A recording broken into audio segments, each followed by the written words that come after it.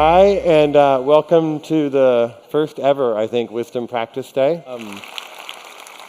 This was created actually because of you, and we got a lot of feedback. It's like the conference is great, but there's so much conversation and so much activity. What if we had a day that was more practice-focused? And so we're very honored to have two extraordinary teachers with us today. Byron and Katie, who will be on from 9 to 12, and then there'll be a 2-hour break. And then our dear friend John Kabat-Zinn will be guiding us from 2 to 5 p.m. And lunch is on your own, so you'll have 2 hours to figure that out. But I'm really excited for this day because I feel like usually some of you have been to the main conference the last 3 days, and I know some of you are just coming fresh today. But particularly for those of us who are at the conference, there's just a lot of activity that happens on a lot of things. And so to have a day to really tune in to our own mind, body, and heart feels like I need it. And I'm hoping some of you need it as well. For Katie's session, it's important that you have a notebook. And I know some of you came in without grabbing one, so we have some more over there. So if you don't have a notebook, we will get you one. There's volunteers. If you raise your hand, or we'll figure out a way to get them some notebooks.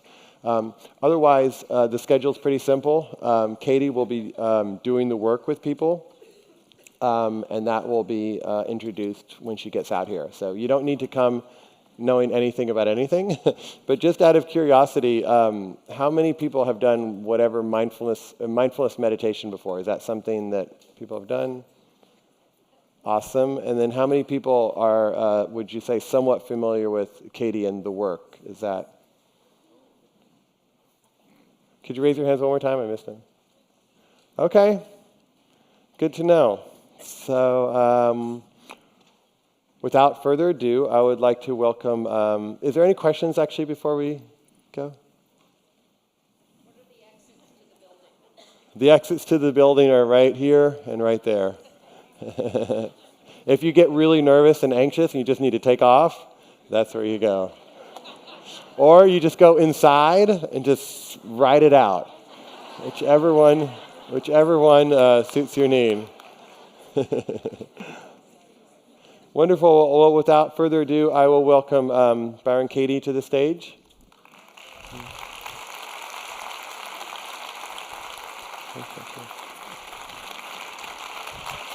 Hello. Hello. So we're going to talk for a few minutes and then do the work together. But before we do the work together, we had a conversation yesterday, and I know there was questions in the Q&A to Katie, just really about her work and about how do we stop this war.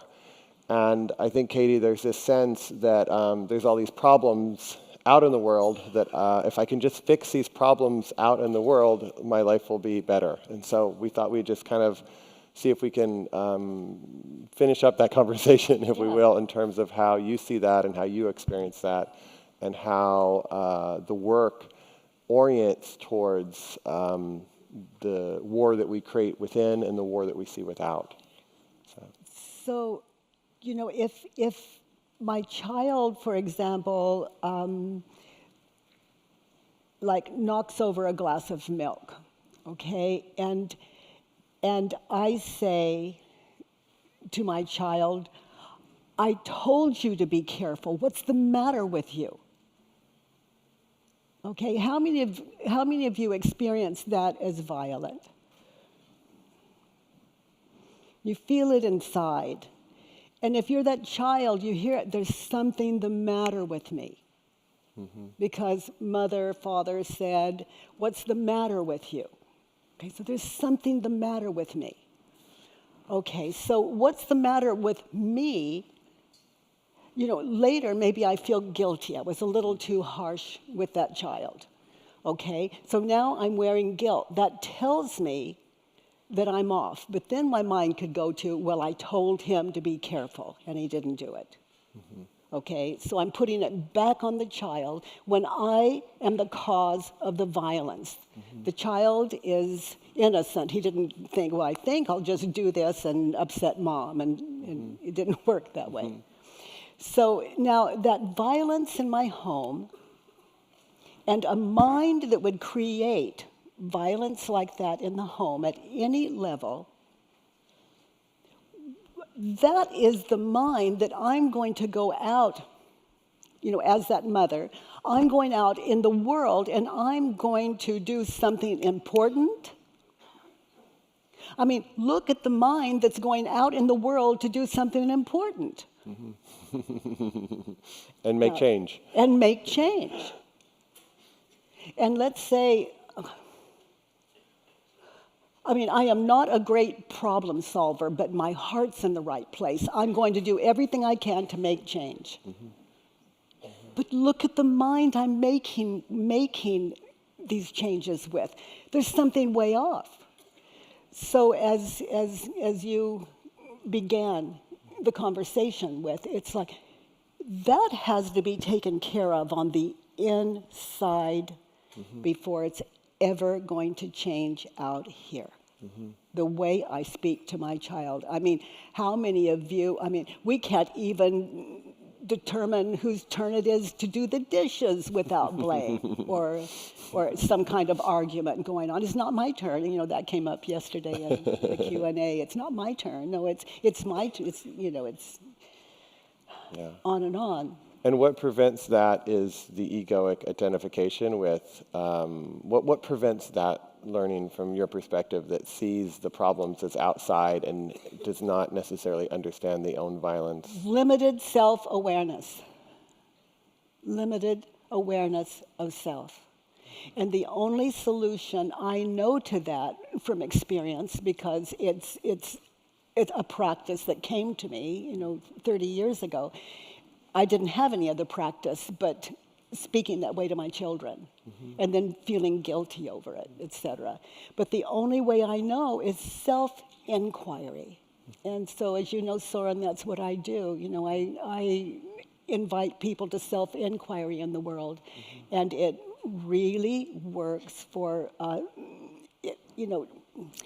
if a person's mind is open to it, it works. But self-inquiry is a tough thing because you're going against, as you said earlier, that identification. I'm the mother, that's the child. My job is to teach them. My job is to be focused on that child and teach them good manners in the world so they'll have a happy life. Even if it hurts me more than them. And my parents taught me that way, and so I'm going to teach you that way and deal with it. Yeah. So we have like a mass trance going on, a mass consciousness where we actually are doing war with each other. Now there's something off with that. Yeah, and I think a lot of people might, once you bring it up, actually realize that there's an element of war that's going on. I think the challenge becomes, in those moments, how do we do the turnaround, or how do we begin to shift that? Because there's the shame that often comes up, like, oh shit, I said this when I shouldn't have said this, and this back and forth between unconsciousness, reactivity, and then shame, and self-inquiry gets us out of that channel or out of that. Well, out of that loop. It shifts the mind. Every time we question an assumption or a judgment that we're believing.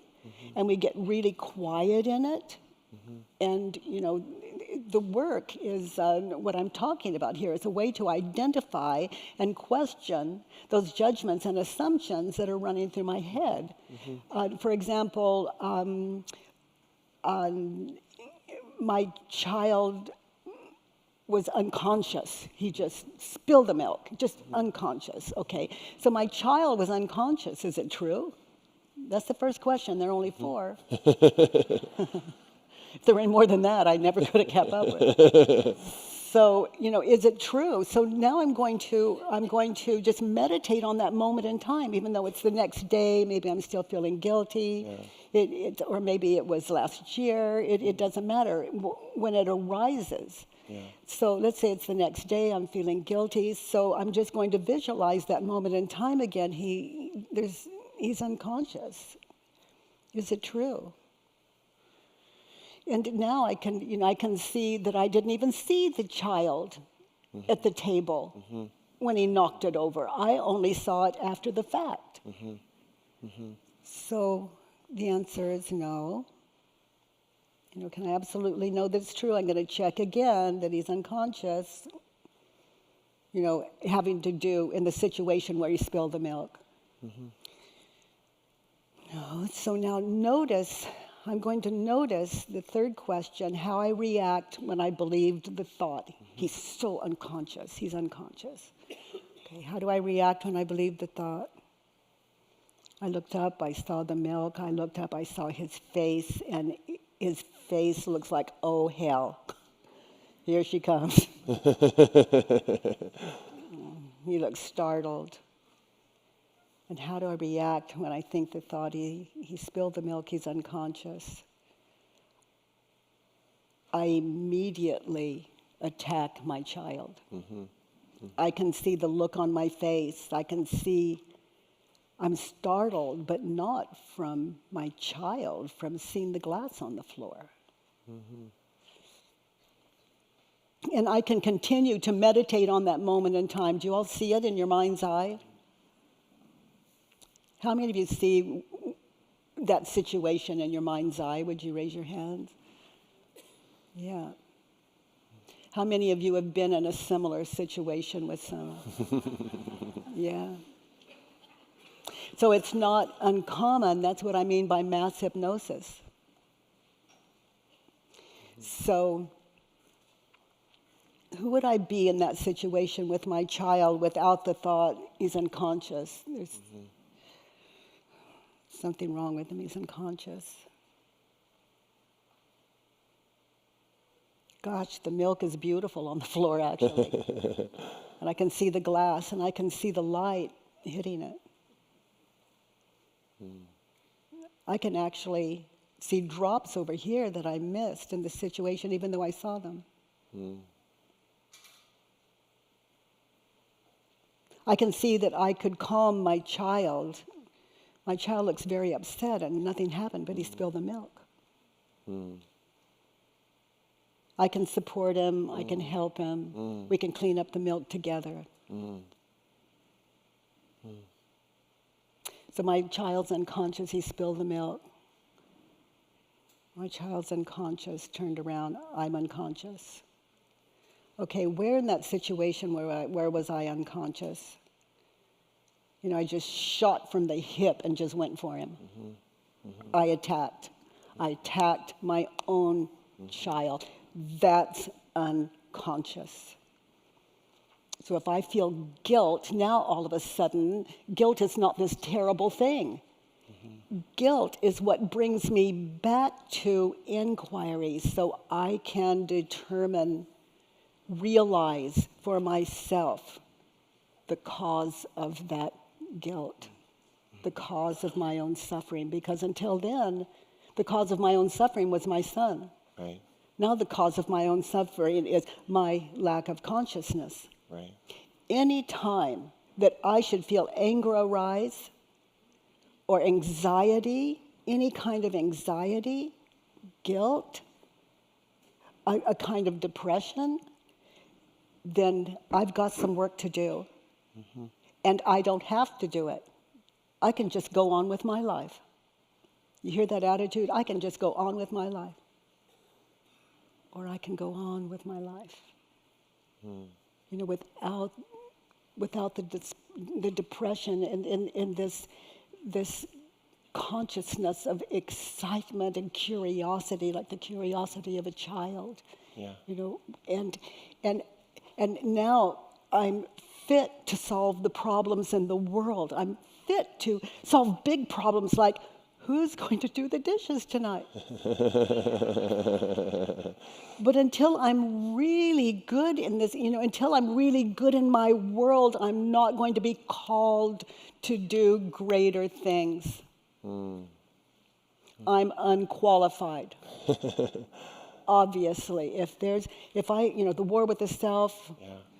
the war at home, those are the trenches. The war, going to work, the workplace. I mean, on your way to work, do you have the curiosity and excitement of a child, even if you're 80? I mean, are you wearing that? Or are you go, oh gosh, oh God, I'm just not another day with him in the office. Or, that attitude, anywhere on a scale from 1 to 10, if depression is just at a 1, if 10 is the top of the scale, we have a right to more. Freedom is our birthright, and that's what I'm talking about. Freedom to be in the world without being one of the problem makers. Mm-hmm. And the problem maker is usually unconscious because it's their fault. I mean, my child spilled the milk. That's not on me. Yeah. And that's true for work. That's true for presidential candidates. That's true for all kinds of situations. Yeah. The kid is just an example of anything external. Yeah. And look who I'm raising. He could be a politician when he grows up. And what's he going to do when someone spills the milk? It's not going to be pretty. He learned it all from me. Beautiful. So shall we move in, or is there anything else you would want to say on that topic, or do you feel like it's a good transition to move into the workbook at this point? Well, any questions so far? Okay, so everyone ready to try it on? Okay. She is the question right there. We see people. Yeah. Just keep that in there, 'cause I don't think. Can the child actually be yourself, is what she said. Can the child actually be yourself? Yeah. So I spilled the milk and I'm angry with myself. So let's say you spilled the milk. So what self-judgments would you have about yourself? You're clumsy. You're what? You did it wrong. You did it wrong, is that it? That's a big one. How many of you have experienced I did it wrong? Another popular one. So you spilled the milk.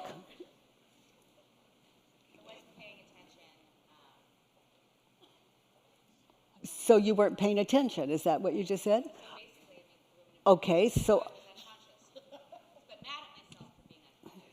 Okay, so everyone in the audience can't hear you, but what's happening is just flying around trying to find a belief, not being able to land on one. The ego's going, whoa, whoa, maybe it's this, maybe it's that. I'm not saying that's you. I'm just saying it's not simple just to land on something, a self-judgment. For one thing, there are so many. For another thing, it takes silence. The work is meditation. It's something we sit in. I ask myself, is it true there's something wrong with me in that situation where I spilled the milk? There's something wrong with me. Is it true? Now, I'm not going to guess. I'm going to look at that moment, even if it's like nanoseconds back. Let's say it's 3 minutes ago I spilled the milk, and now Mom's going to come in, so I've got to get over the hyperventilation so I can just clean it up in time for her to see this. Okay, so there's something wrong with me. I do it later because Mom's coming, okay? I do the best I can in that situation. So later, I'm sitting down, there's something wrong with me. Is it true? Yes, I can see, I was sitting there and I just spilled the milk like that. I was turning. I didn't remember it was there. I didn't mean to do the same turn. There's something wrong with me. Is it true? Yes. Can I absolutely know that it's true? Okay, let me look again. No. You see how my answer changed? How many of you see why my answer changed? Okay, you're in self-inquiry. Okay, is it true? The first time I saw, I just turned and it happened, I should have looked. So, no, I'm innocent. I can't remember what I can't remember. Can I absolutely know that it's true? There's something wrong with me.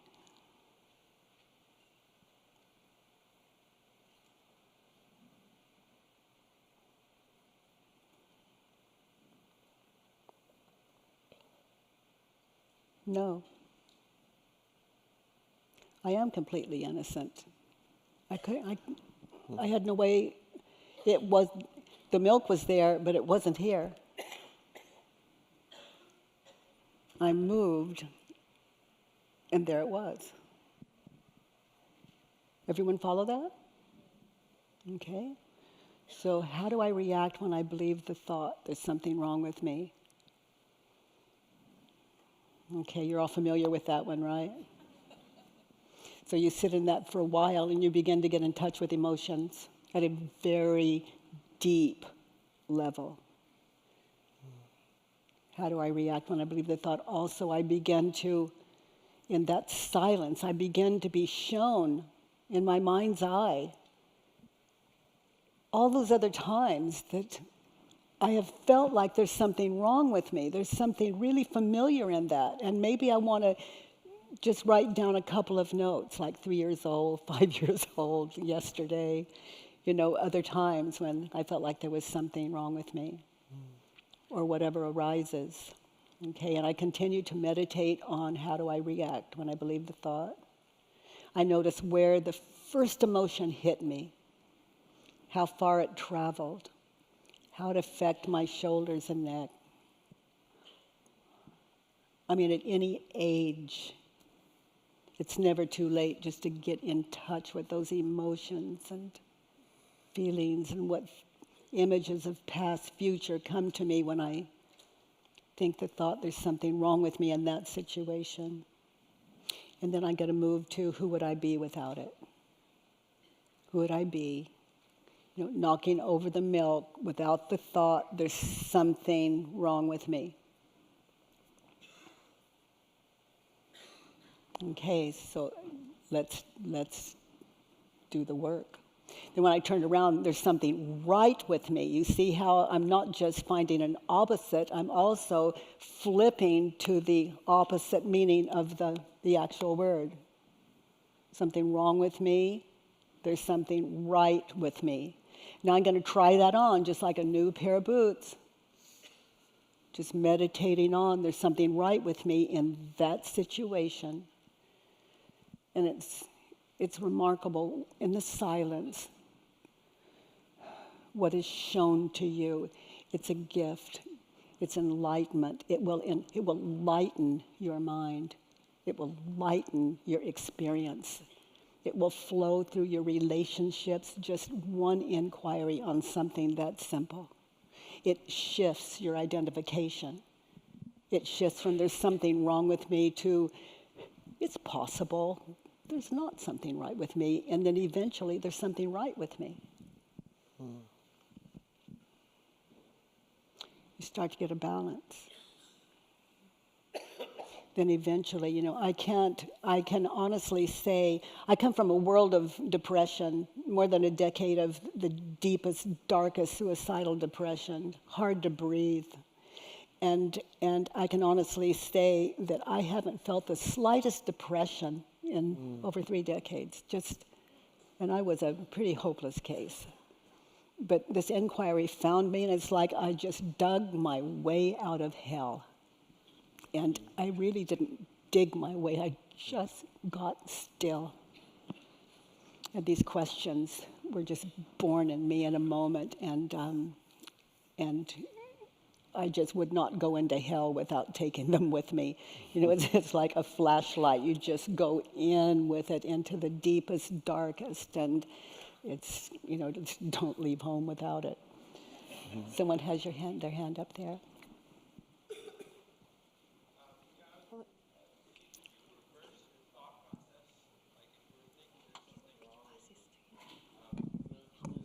And then try to think that there's something right with you. Would you go and actually reverse the thought process? I just shortchanged it because we're going to be doing the work here for a while, and And I would find opposite and sit in it just the way I sat in the other questions. I wouldn't let me get away with anything because I know what's meeting the questions. It's beyond me. It's beyond ego. And it will show me because I'm asking, and I'm asking authentically. I really want to know. Yeah. Yeah, there's something right with me. And I just wouldn't come out of that meditative state until I saw it, until I was shown. But it's nothing I'm manufacturing. It's something I'm inviting. Yeah, it's a let go. It's a surrender to what arises. Yeah, and it's a beautiful thing. It can bring a lot of tears and a lot of laughter.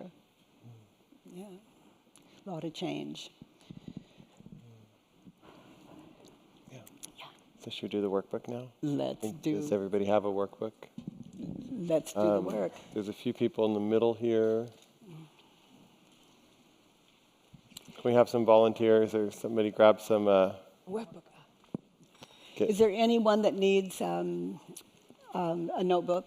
I think they're going out to the hall now to get some If more. you need a notebook, if you just let the person at the end of the aisle know, then they can raise their hand and they can drop them there and pass them down. Here comes some here.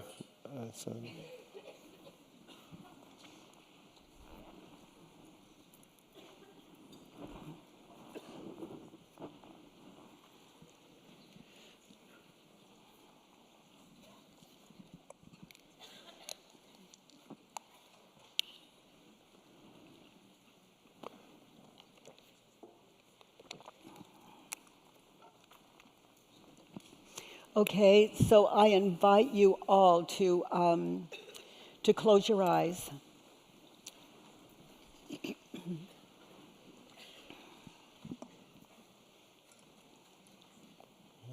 Anybody else? Good. Anyone else need a folder? Just stand up and wave your hand so it's really obvious too.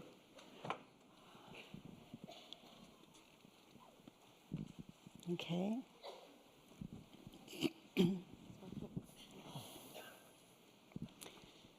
So I invite everyone just to close your eyes and relax.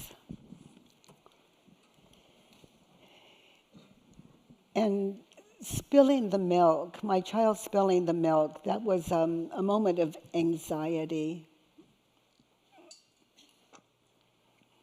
That was a moment of anxiety for him. It was a moment of anxiety for me, a moment in time. Now find one in your own experience, either at work or on Facebook.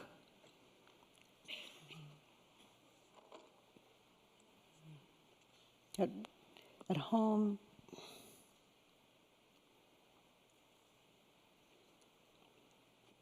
Just allow a situation to arise in you and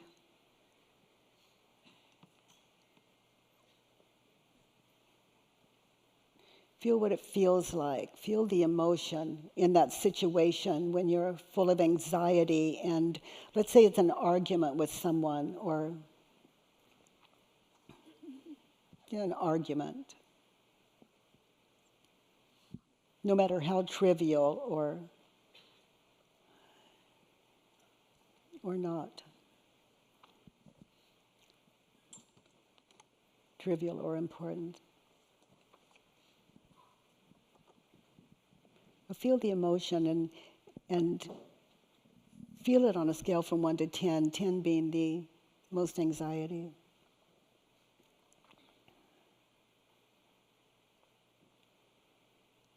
Maybe you're really angry at that person. So you'd name it anger. Maybe you were frustrated with that person. And please don't, we're going to write this down in a moment, so please don't write about yourself. You're angry with this person. Now begin to identify why you're frustrated or angry with that person. Maybe you're hurt. Name your own emotion.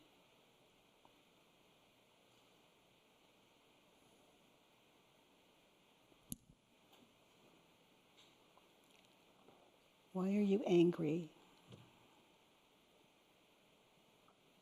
at that moment in time?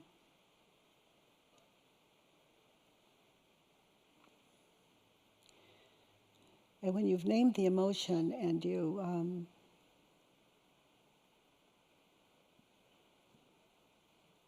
are in touch with why, open your eyes and fill in statement number 1 on the Judge Your Neighbor worksheet inside your folder.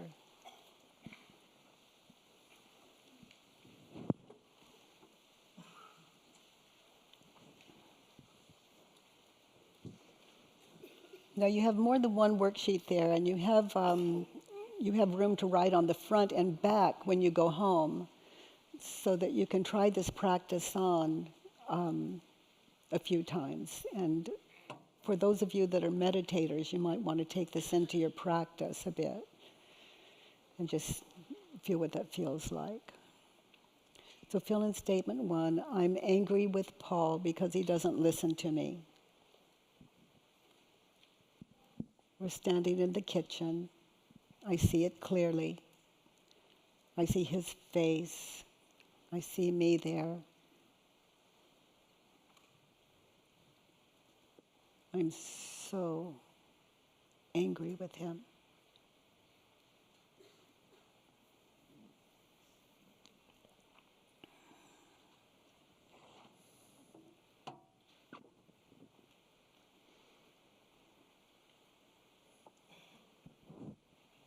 And notice how your ego is going to want to change situations. It's going to want to do all kinds of dances. Just stay with the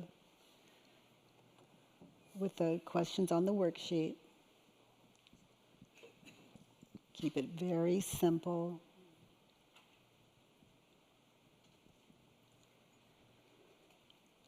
Okay, so now I invite you to close your eyes again, continuing to meditate on that situation, that moment in time. Begin to get in touch with what you wanted from that person. What do you want? Like, be there, then. See it through your mind's eye, that situation, and get in touch with what did you want from that person. And your ego may judge that today as immature, but someone that's angry it's an immature state of mind. And no change takes place there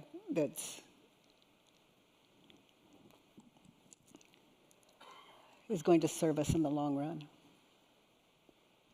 So even though it may sound immature, get in touch with what did you want then from that person. And when you get in touch with that, fill in statement 2.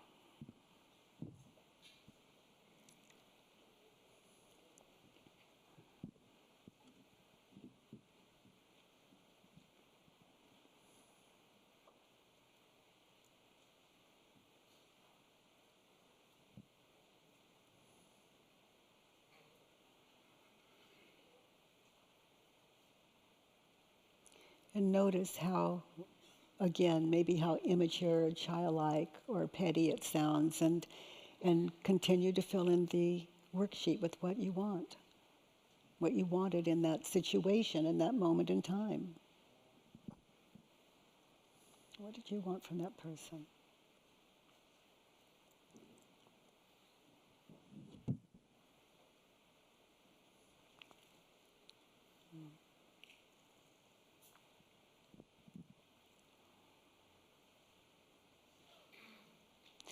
Now, to get what you want, what advice would you offer that person? He should, he shouldn't, or maybe she should, she shouldn't.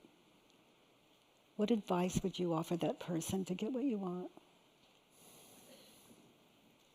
Make sure it's clear advice that would serve you.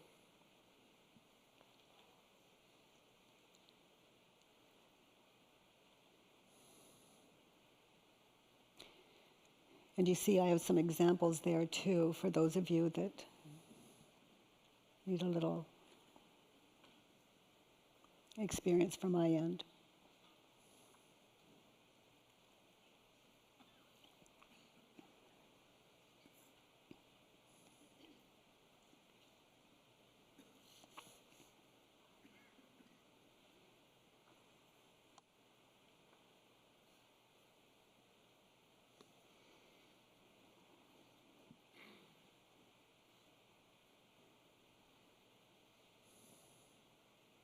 Now feel what it feels like. Feel what that frustration feels like, or that anger, in touch with those emotions in that situation. Now, what would it take to go from that emotion all the way to happy? To just go from feeling, let's say, that anxiety and just flip to happy? What do you need from that person? What do you need to be happy? What do you need from that person? Get in touch with that. Meditate on that moment in time, that situation. And then fill in statement 4.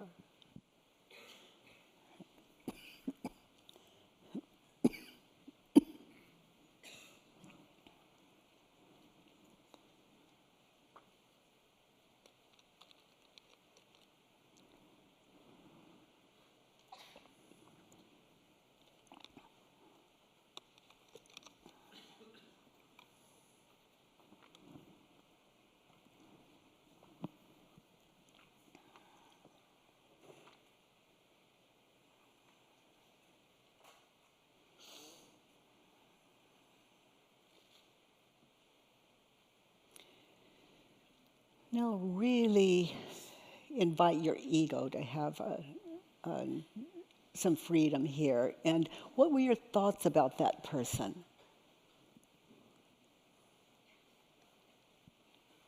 Identify what you were thinking about that person and fill in statement 5. And again, don't expect it to be sane or kind. When we're angry, there's really nothing kind about us.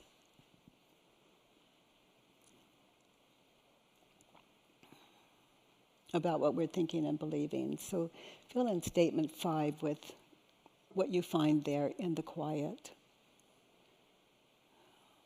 as you meditate on that situation, that moment in time.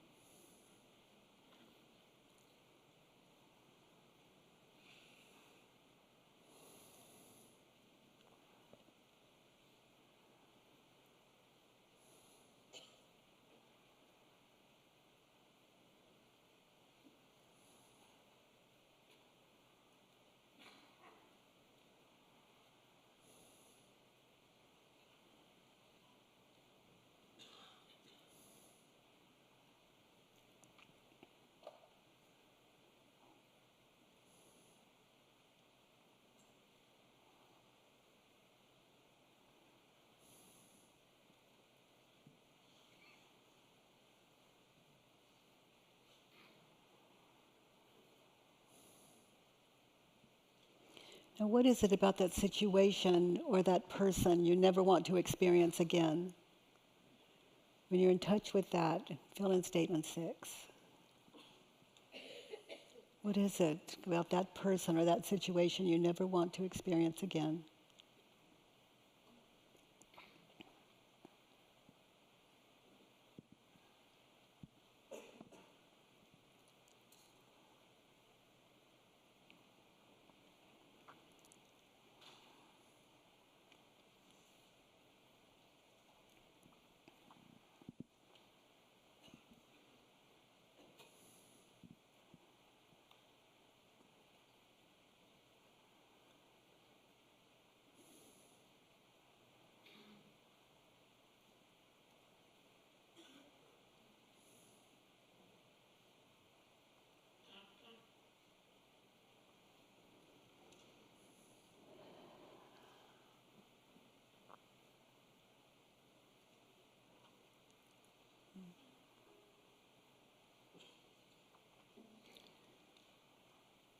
So you can see, just to fill in one of these worksheets, it really takes stillness.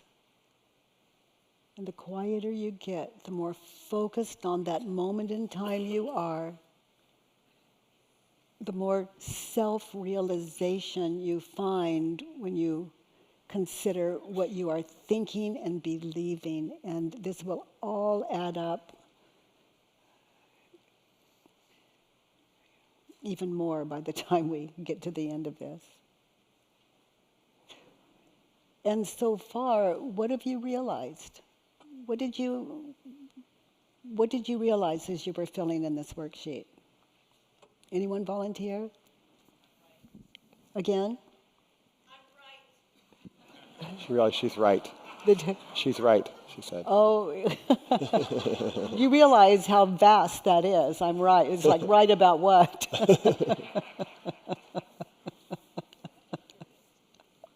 Yes, what did you realize? Again? Very There's young. very young, old feelings that pertain to many situations. Yeah, It's familiar. yeah, yeah. If we believe it here, we believe it over here and here and here and here and here and here. It just makes up our world. There's somebody over here who had It made me really sad. Ooh. a... Yeah, it just made me sad. There was sadness around it Yeah, for myself, but also for the person. It's just sort yeah. of like, So you're starting to see from their shoes a little more clearly, yeah. from their eyes. No, not from their shoes, from their eyes. You can see through their shoes too if you really get still enough.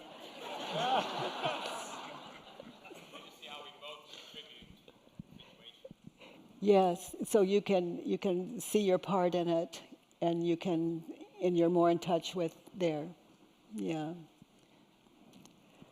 Yes. Again, Insignificant. insignificant. How insignificant the situation is? Yeah, okay. What I noticed was that even though it was a long time ago, that the physical feelings are still really present when I touch into that, and that because it hasn't been inquired deeply into, it's still there, even though I'm not thinking about it, wasn't thinking about it before we sat, that all of the kind of suffering, icky feelings, all that stuff is still present, even though I'm not paying attention to it. Yeah. It's what I love about inquiry is, we're wearing it and we don't even know it. And then after we question what we've written on the worksheet, there's no way for those emotions to reoccur when we consider that situation again. And it shifts everything. What we're believing that you've written on the worksheet, anytime those concepts arise again, it's different. So your relationships with yourself and other people start to shift radically. The reaction I received that I didn't like, I know that I've done to other people. Mm-hmm. Yes.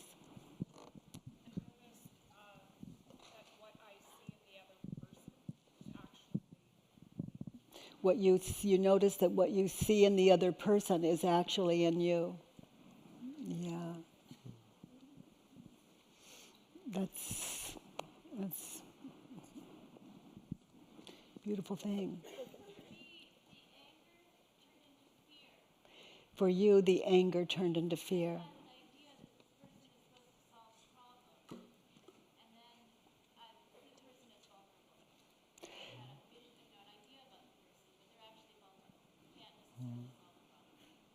Yeah, so you actually thought the other person should be responsible, and now you experienced fear because you can see that that's not so. And did you get the Yeah, that she, as best I understood, was that she originally had anger because she thought this person should solve her problem, and then she noticed fear when she realized this person actually can't solve the problem. Is that correct? And then you had another piece to that was really brilliant. Thank you. I just can't put it into words. Yes. We're trying to get mics around, but there's a lot of hands and there's Yeah. a big hall. Mic runners, if you just put it near the closest hand, then that'll work.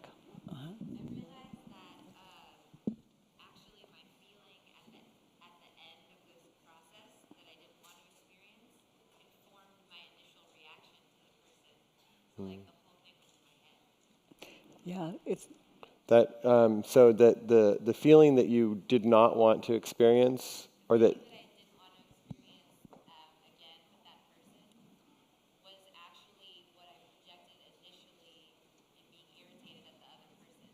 okay, yeah, so got it. yeah. So the person really wasn't doing anything to you. The whole thing was just a thing going on in your head, self-made. Yeah, that's really beautiful thing to realize. Okay, so Mike Runner, if you're near someone with their hand up.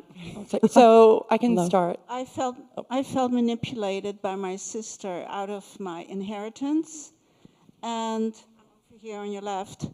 Oh, hi. I even volunteered to give her my inheritance, and she said yes. And I am so pissed that I let this, that this happened, and I don't know how to get out of it because she's, everything I love, and So that's rather remarkable. You resent her around the inheritance. yes. And you volunteered to give it to her, and she's guilty of saying yes. Well, no, I withdrew it, and then later on, she started withdrawing her love for me, and I asked her why, and she said it's because she changed her mind on giving me the inheritance, your share of the inheritance. And so she declined to give you any portion back. I hadn't given it to her then, but then she did want it in cash. And I took it to her. Okay, so I'm not hearing it. Are you Yeah, hearing it? I think I'm here in the visualization or in the situation that we did. Before this exercise, she actually stole the inheritance in your perception, or in your experience. She manipulated me. She manipulated you. With And th- love, with Yeah. my love for her and her Got love it. for me. And then in this in the worksheet, when you did the worksheet, did you notice yourself offering her the inheritance? Yes. Yes. Yes. And what was her response? She was very grateful, and she told all her children that I was going to give her this money to help my other sister. I'm in the middle. Okay, so thank you. Well, we have a worksheet, and that's the next portion, so I'm not leaving you out to dry here, okay? Okay. Yeah. One more over here. We're over here. Hi. What I found was through that process, it just came to me like I'm actually reliving patterns from my childhood in many, many ways. And so I realized that I'm actually like arguing with my dead mother and trying in different relationships to heal that I can't heal anymore because she's not here. And it just like, it was like a lightning bolt. So thank you. Did you do a worksheet on your mother, I did a worksheet on my friend. on your friend? And as I was doing it, I was like, I'll be damned if that's not my mom. Yeah. You know? Would you like to do the work Would I like to do the work? up here on stage? Sure. Absolutely. Let's do the work. Good. Haha. Okay. Do you have tissue up there? Yeah, so come step into my parlor.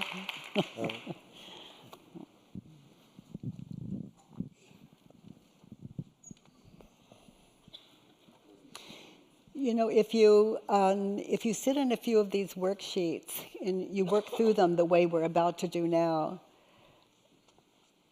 just filling one in would just everything begins to make so much sense to you, and it does take stillness. Hi, did you bring your worksheet with you? No. Okay, so bring your worksheet.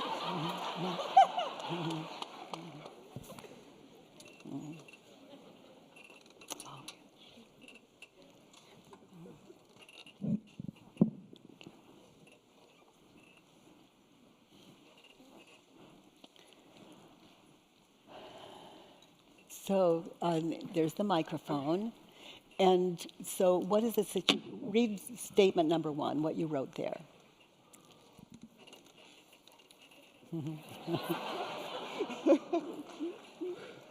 Okay. Now I need my glasses too. Okay.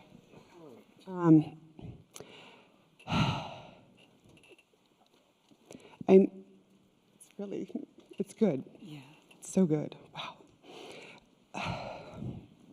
I'm angry with Kathy because she won't stop drinking. And she projects her anger onto me, and she's critical, and she says I'm the most difficult friend she's ever had. Okay, now what is the situation? Are you on the phone, or are you sitting in your favorite chair at home alone? Where is it that you've had this thought? I had this experience with her. I just had just last week. Okay. Like we got in a fight so, about it. So you wrote about that moment in time. Yes. Excellent. Yes. So so Kathy won't stop drinking. You wrote, I'm angry with Kathy because she won't stop drinking. Mm-hmm. She won't stop drinking. Is it true? Yes, it's true. She won't stop drinking. Now just close your eyes and consider this. Mm-hmm. Can you absolutely know that it's true? She won't stop drinking. And it's either a yes or a no. No. Those first two questions. No, it's okay, and the mind will want to talk about it. The ego's going to want to defend and justify. And just notice, it's not a terrible thing. Just notice how powerfully it comes in to take over.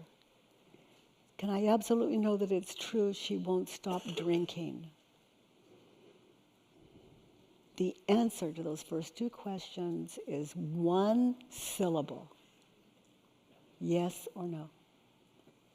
And you just sit in it until you're shown.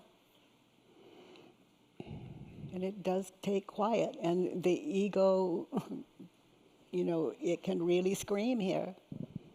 And just thank it for sharing. It's okay. And just go back to the question, can you absolutely know that it's true that she won't stop drinking?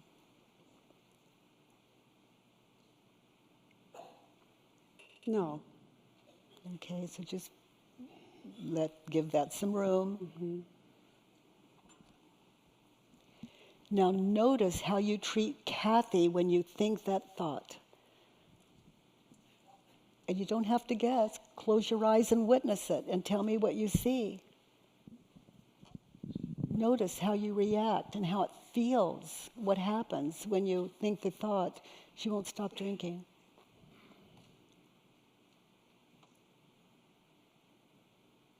Notice how you treat Kathy and how that feels when you think the thought, she won't stop drinking.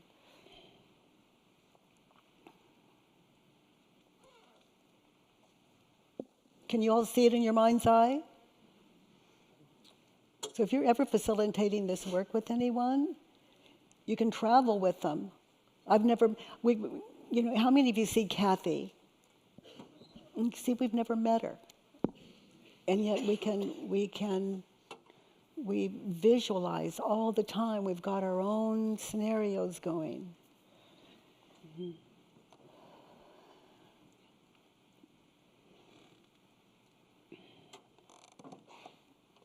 What do you see?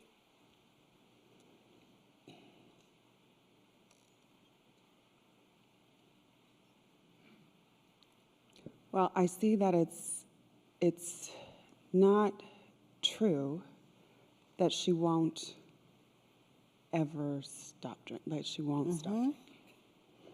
It has been true that she has not stopped, right? But it's entirely possible. And also, if you want to get closer with this, when she's sleeping at night, is she drinking?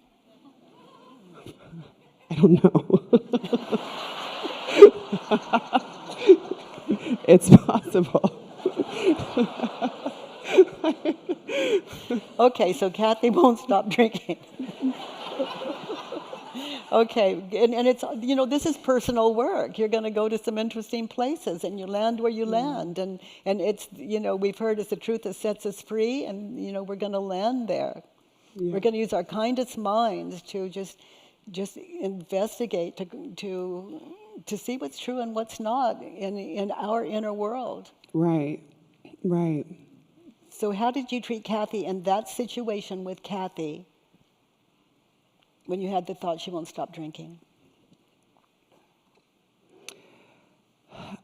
I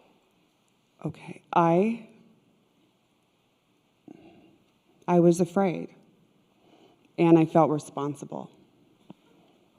And how did you let that show? Well, let me rephrase that. I was angry that I was afraid and felt responsible. And how did that show? It showed we were in Mexico, and I packed up my stuff, and I left. Yeah. And notice how you let Kathy know you were angry. Completely passive-aggressive. Yeah. So close your eyes. You see it? Mm-hmm. You see it clearly? Mm-hmm. This is how you hurt you. Mm-hmm. Kathy will hurt or not as she witnesses it. But this is how you hurt you. Mm-hmm. We can't hurt another human being without feeling the effects of that. And hurt another human being, that would be in our own opinion, okay, in our own experience. Right. So Kathy won't stop drinking. Who would you be? So you see you're there with Kathy. Mm-hmm. You're being passive-aggressive. Okay? I didn't go far. Okay. But in that situation, Mm-hmm. okay, so close your eyes. Look at her. You're being passive-aggressive. Now look around. Are you in a cafe? Are you in a room? Where are you? I was in a room. Okay, are you standing or sitting? Sitting. Okay, you're sitting. You're there. You're angry. You're being passive-aggressive. Now, who or what would you be without the thought she won't stop drinking? Look at her. Look at you. Get comfortable where you're sitting. Is there a window in the room? Are there flowers? Is there a ceiling? Other than what you're thinking and believing, who would you be without the thought she won't stop drinking? Just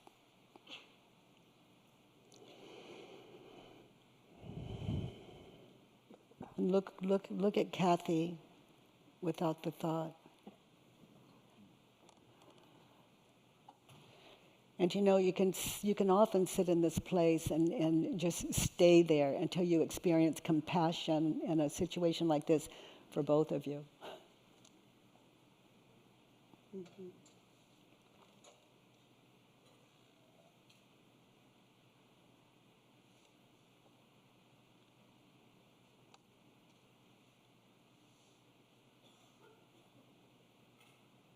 Other than what you're thinking and believing, are you perfectly okay? Oh, yeah. Yeah. Mm-hmm. So Kathy's not the cause of your stress. It's what you're thinking and believing. Mm-hmm. So Kathy won't stop drinking. What opposite would you find? I won't stop. What is it that you won't stop in that situation?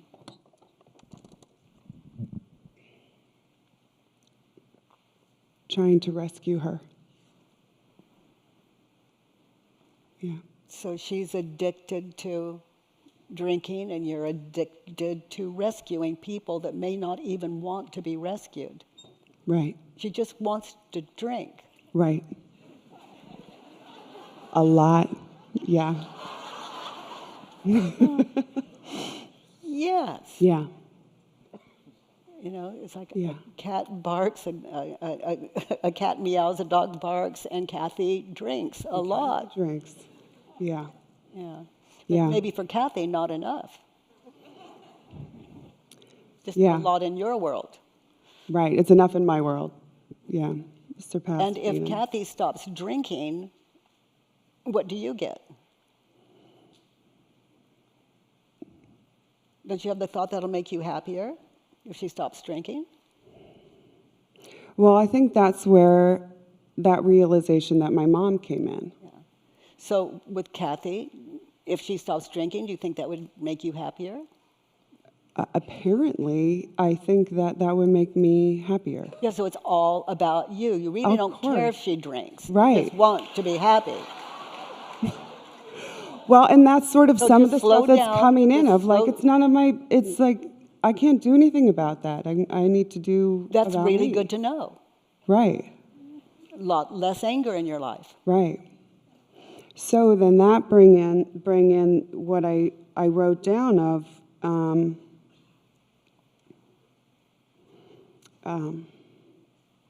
I don't want to feel the fear of losing her. Yeah, because if something happened to her, then you would be sad. Yeah, Yeah, so we don't want anything to happen to her because you don't want to be sad. yeah, I'm just keep pointing to self-centeredness. yeah. Yeah. No, yeah, it is. But Okay, so she projects her anger onto you.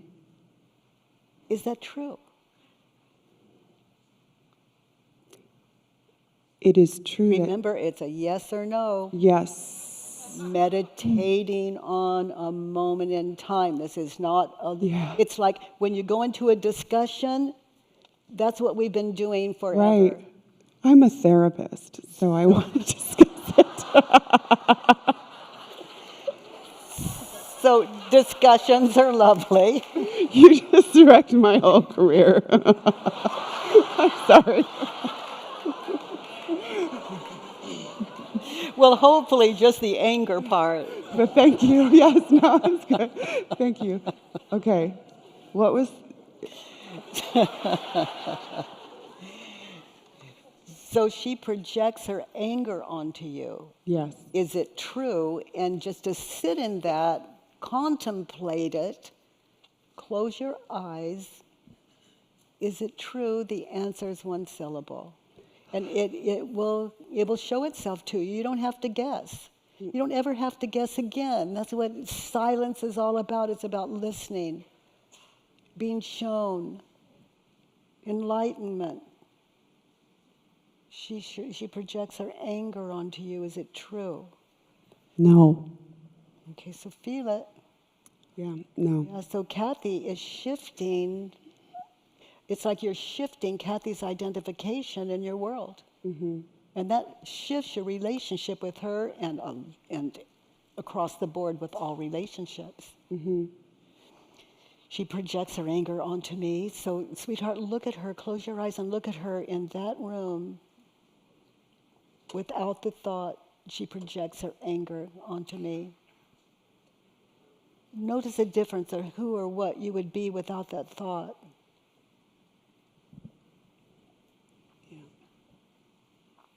And this gives you an opportunity in that fourth question.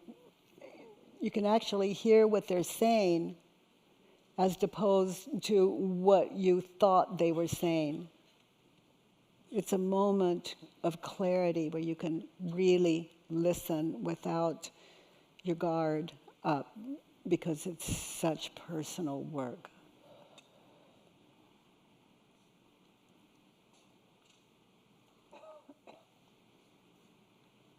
Who would you be listening to Kathy without the thought she's projecting her anger onto you?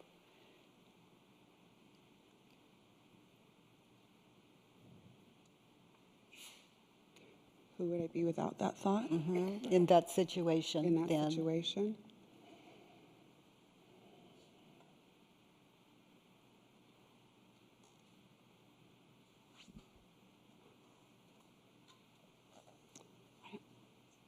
Yeah. I don't. You're free to stay, you're free to go, you're free to hug her on your way out, you're free. Free to put your arm around her, you're free.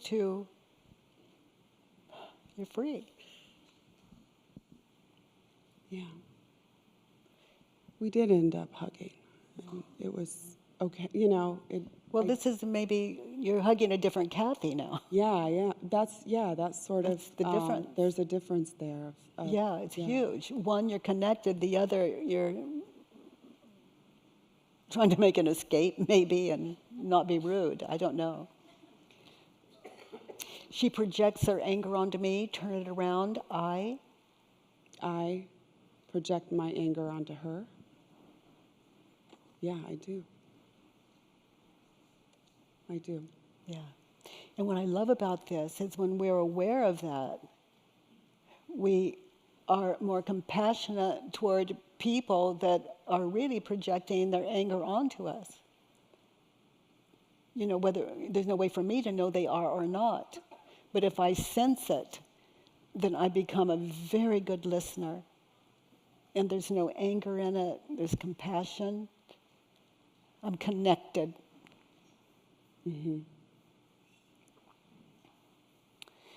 So she's the most difficult friend you've ever had. Is it true? I'm her most difficult friend. We want to turn it that way. She is. So she says she's the most difficult friend she's ever had. Is it true? In that situation, you could say, yes, you were the most difficult friend she's ever had in that moment. I was. Yeah. Yeah. And maybe for all times.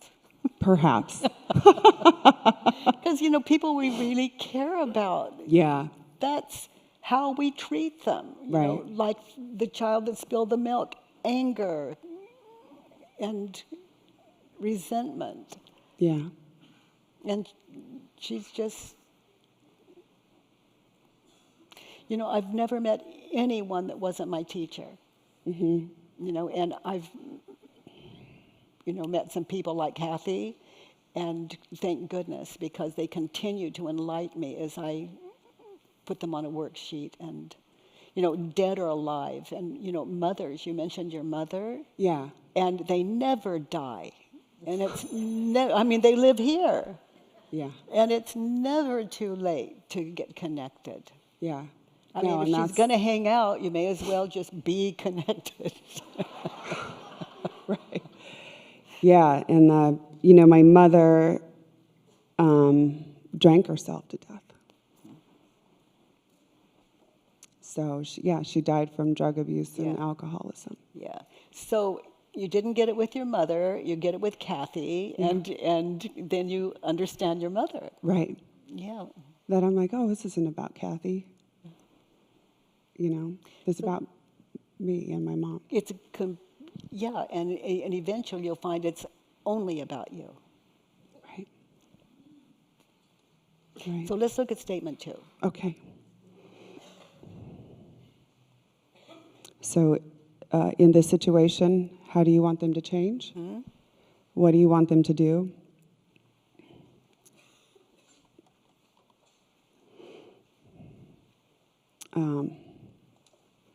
I want Kathy to wake up. I want her to see her beauty and slow down and feel. Stop medicating herself and become more aware of her actions. Yeah. So the world would tell you, you are so kind and loving and such a good friend. And notice how you treat Kathy when you think the thought, I want her to wake up. You want Kathy to wake up, is it true? Yes. You want Kathy to wake up. Be there in that moment when you were angry. Is it true you want Kathy to wake up? Yes. And notice how you react, what happens emotionally for you, and how you treat Kathy when you think this thought and she just wants to drink.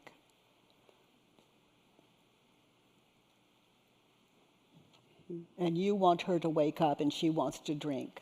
There's something off with this picture. Mm-hmm.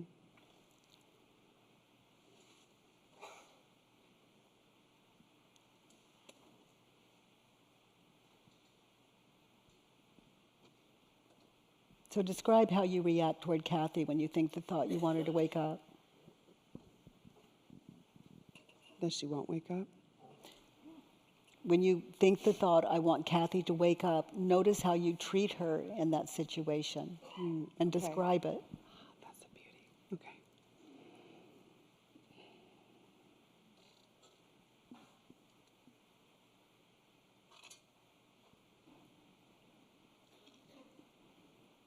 You're good. You're good. I've got a couple of questions. And you know, I really see you that way because what you're seeing right now, it's a gift. To me, it's the gift of grace. You have a mind that is open enough to allow yourself to be shown something just truly valuable.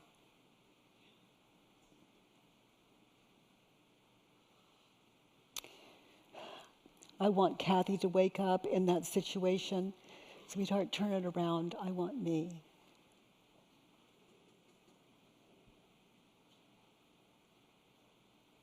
Yeah. I do. Yeah.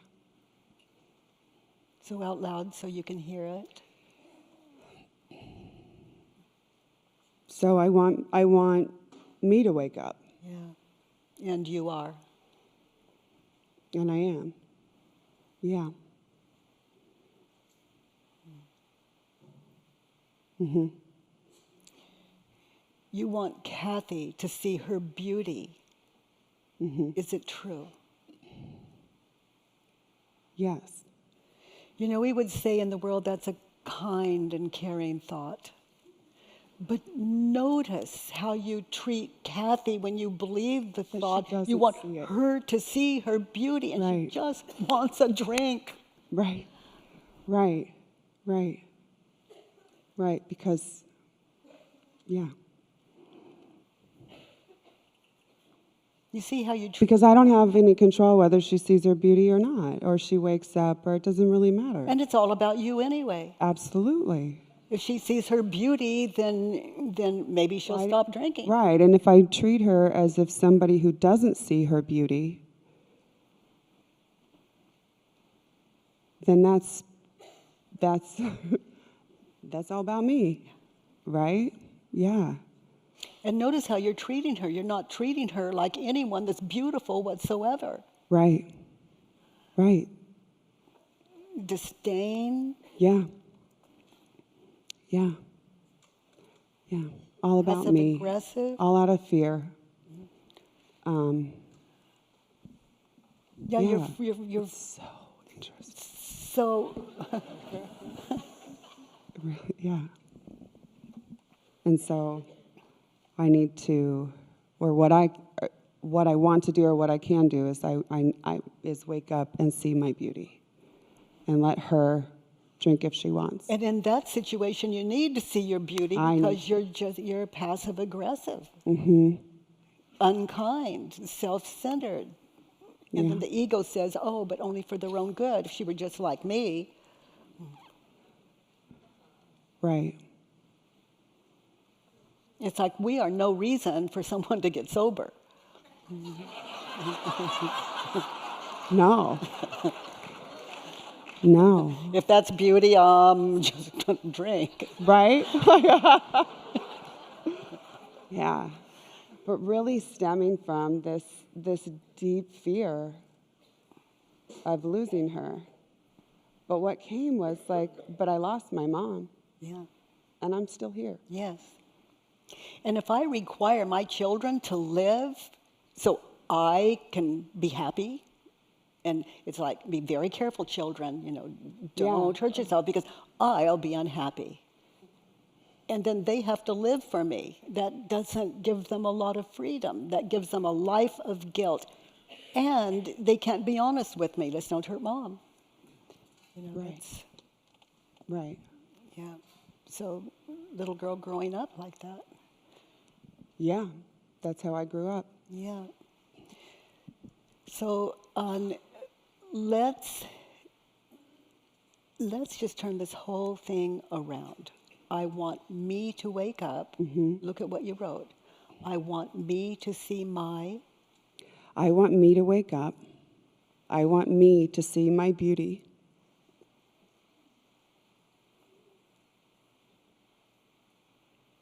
Slow down. I want to slow down. I want to feel. I want to stop medicating myself.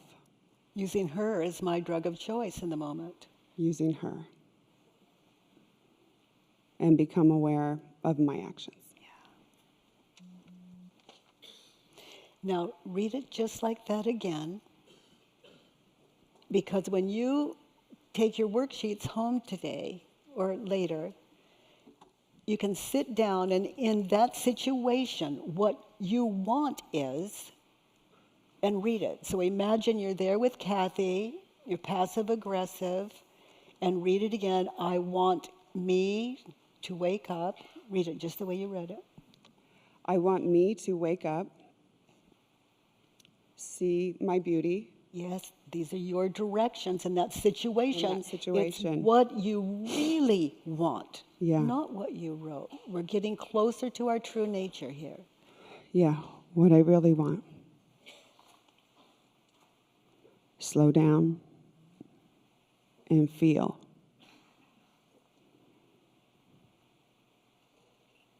Yeah, and in that situation, I will want to stop medicating myself. On her. On her. On her. She's addicted to drinking, you're addicted to that thinking. Right. And become aware of my actions. Yeah. In that moment. Yeah. Mm-hmm. Now let's turn it around. In that situation, I don't want Kathy to. And repeat those same words? All the way through. Okay. I don't want Kathy to wake up. No, she wants a drink. Look at her. Right. Connect, get connected. I don't want her. Wow, that's hard to let go of.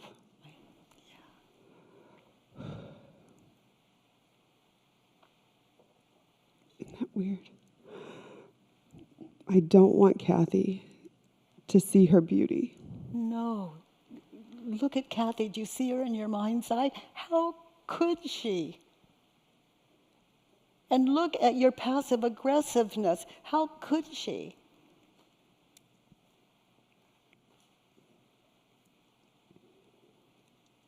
And I don't want Kathy to slow down. No, honey. She can't. I don't want her to feel. No. And I don't want her to stop medicating herself. It's about trusting another person's path in that moment in time. And I don't want her to see her beauty, slow down, to feel, to stop medicating herself. I sound like a dictator. It's like everything you're doing is wrong. I know. And it's painful. It's painful for you, painful for her. And I don't want her. I don't want her to become aware of her actions. No, look at her. Do you see why? In that situation, you see why? She's in no shape to become aware of her actions.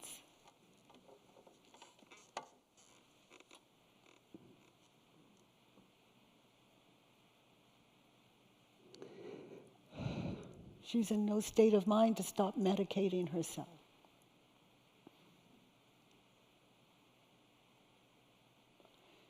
You know, love is the power. That's the power.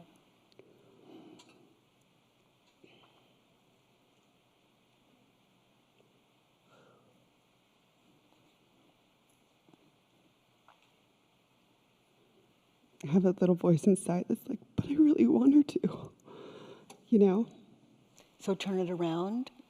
I really want me. I really want me to get sober.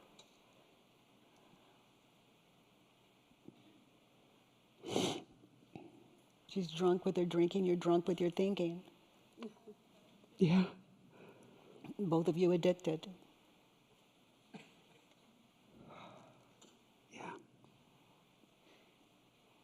It's like I'm passive aggressive, but I think I'll run your life.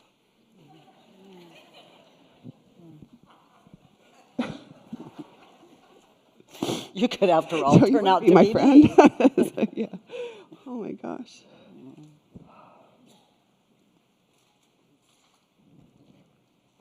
Yeah.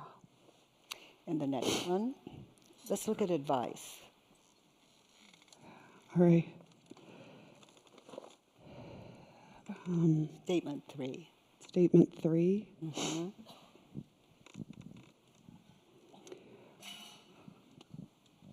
On that one, I just said I want Kathy Or to. Kathy should. Kathy should stop drinking, doing drugs, and love herself. So Kathy should stop drinking. Look at her in that situation and see if it's true.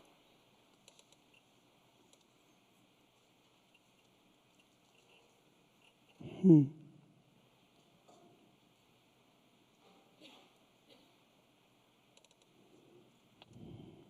I always look to myself in that situation. For example, if I'm being passive aggressive, she should stop drinking. Is it true?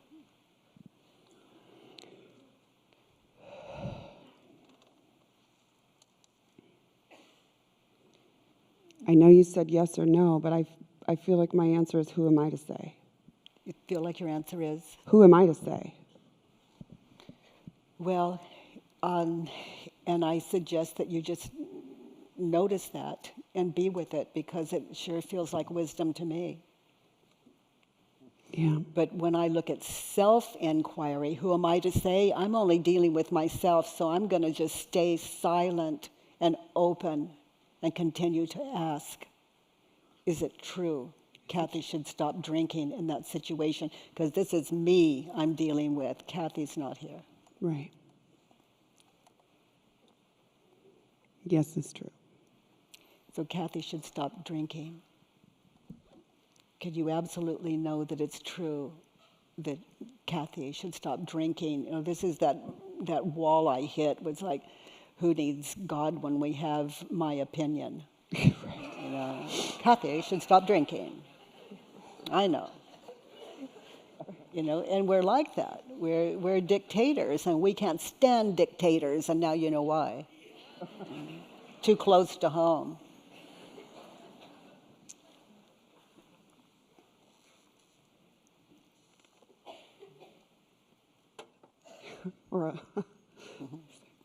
We're all like little orange men inside.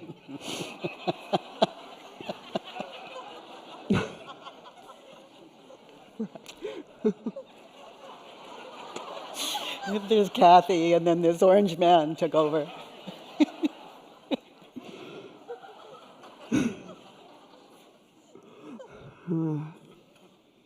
Okay. Kathy. Your little sidebar, write it down. That could be your next worksheet, and then come back to Kathy. Oh, boy. Notice how you treat Kathy when you think the thought she should stop drinking.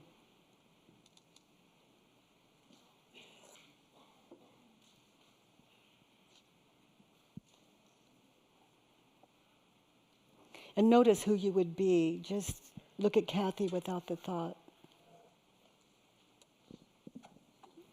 You know, you just get really still and you just witness and you watch and you see what you saw then that you didn't see.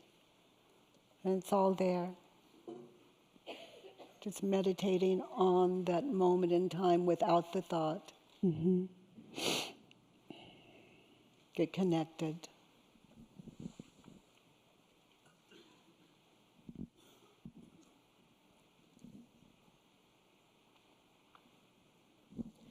She should stop doing drugs. Is it true? Can you absolutely know that it's true? It's like you said, who am I?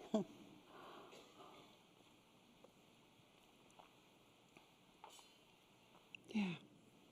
And Kathy I should don't love know. herself. Is it true? In that situation,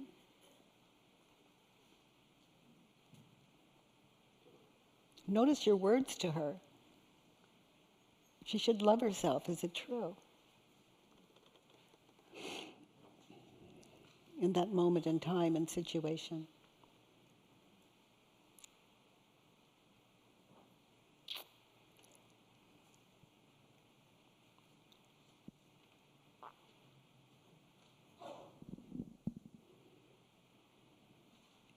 Again, like not mine to say. So be there in that state of mind. Look at Kathy without the thought. Mm-hmm. Without those judgments. Mm-hmm. You see her. Mm-hmm. You're connected. You've taken all the requirements off of her. Yeah. Connected. And no matter how hard you try, she drinks if she doesn't, she drugs if she does, and she loves herself if she doesn't. But it's like if we are really passive aggressive and she stops drinking, she stops doing drugs, she does love herself, we think, I am the way and the light. You know, she doesn't get credit. It's, I did that. You know, without me, she wouldn't. So it's really all about me. Mm-hmm. If she does all that, then I won't have to worry about her. I am freed up from that. And then I'm safe. I'm safe. So I think I'll just go out in the world and continue this behavior, this passive-aggressive behavior, because obviously it works. In other words, I'm taking credit for something that she herself has accomplished. So let's turn it around. Kathy should not stop drinking. Kathy should not stop drinking. She should not. She should not do drugs. And she should not stop doing drugs. She should not stop doing, oh yeah, she should not stop doing drugs. And she should not. And she should not love herself. Not yet. Not yet. No. Not in that situation. It's obvious. And you're disconnected. There's something off, and it's not Kathy. If I'm disconnected, there's something off, and it's not them. Right.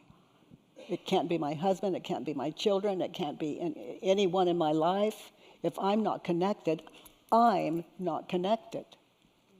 If I'm not connected, I have some work to do to get connected. And just like you're connected. That's it. You're waking up to reality.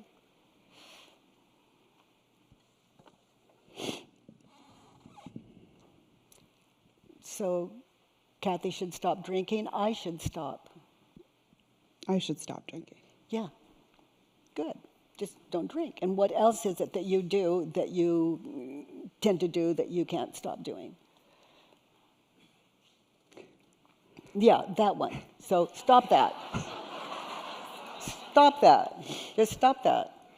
Not so easy. So now we understand Kathy. I should stop doing drugs.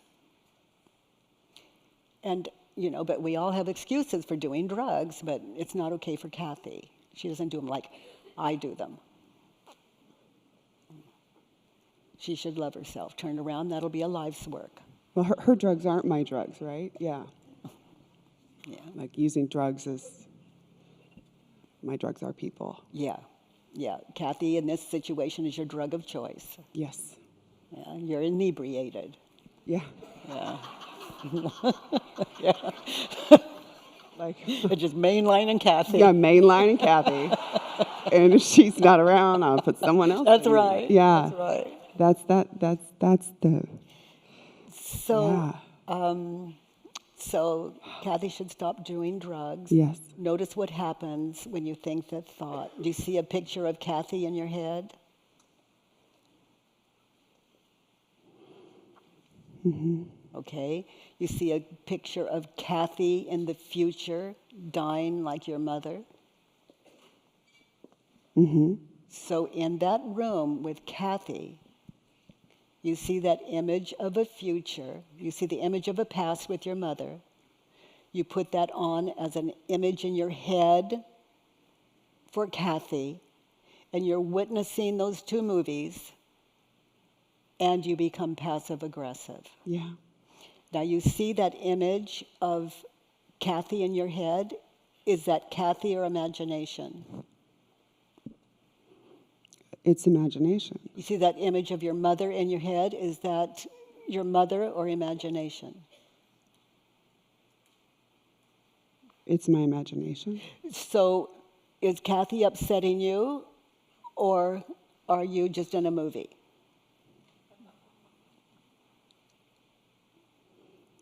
I know what I'm supposed to say. I'm in it. Yeah, I'm in that movie. Yeah, so when you're talking to Kathy, that movie's running, and Kathy's not the one upsetting you. It's the movie. You're asleep, right. and that's the dream. You understand? So, do you see an image of when you were sitting over there? Mm-hmm. Which one's you? Is it that one or this one?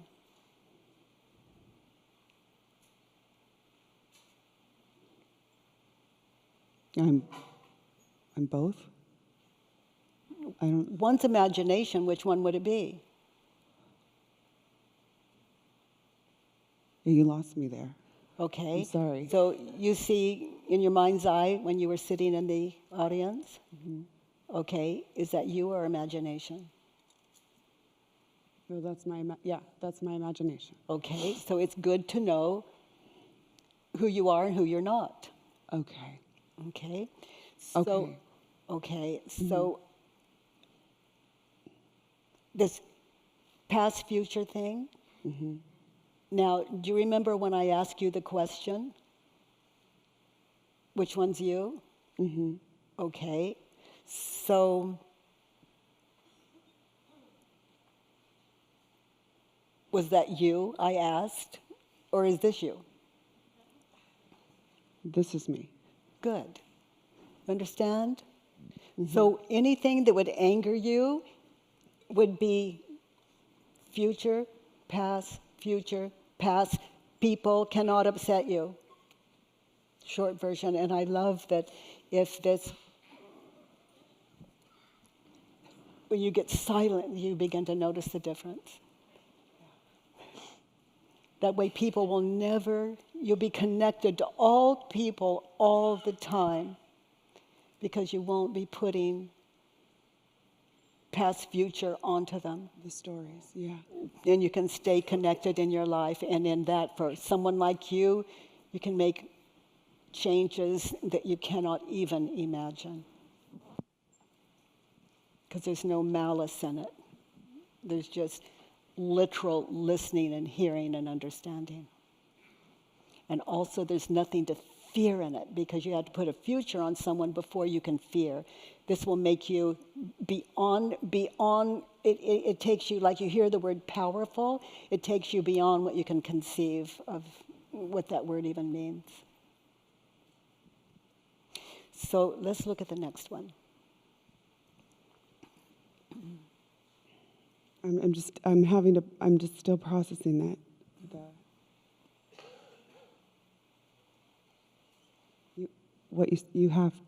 You have to put a future on someone before you can fear them. Before you can fear. Oh, wow. And you're not fearing that person. You're fearing out of the images. Yeah. And then that person, you put the wrap on because you're out of time. Meaning, literally out of real time. Right.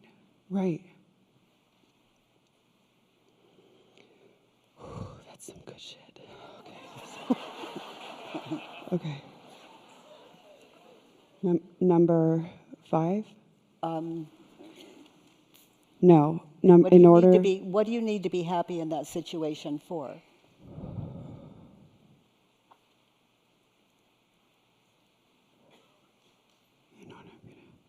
What do you need them to think, say, feel, or do? That one? It's interesting. Well, because you said them. I went to, instead of Kathy, I went to themselves. Like, I think that's where I connected, like, oh, this is not just this one person. It's like right there. I need Kathy to love themselves is what I wrote. Yeah. You need Kathy to love herself. Love herself Yeah. and stop the destructive behavior and feel. Good. So to be happy, you need Kathy to love herself. Hear how crazy that sounds now? Isn't it? For me to be Oh my happy, love God. yourself, because if I'm unhappy, it's your fault. Right? Yes.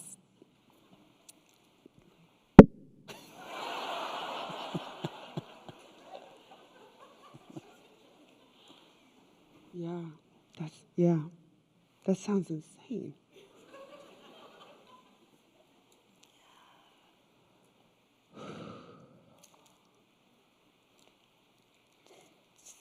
So to be happy, you need Kathy to love herself. Is that true?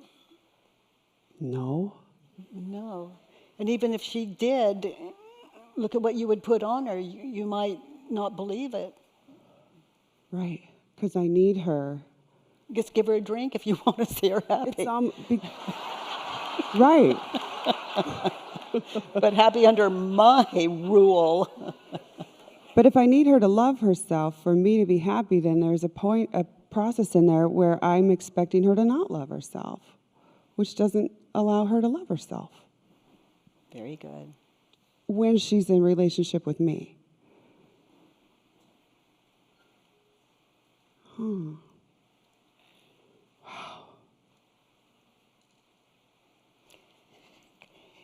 You need to be Kathy to love herself. Is it true? No. And how do you react? What happens? How do you treat Kathy? And how does that feel inside of you when you think the thought, I need Kathy to love herself?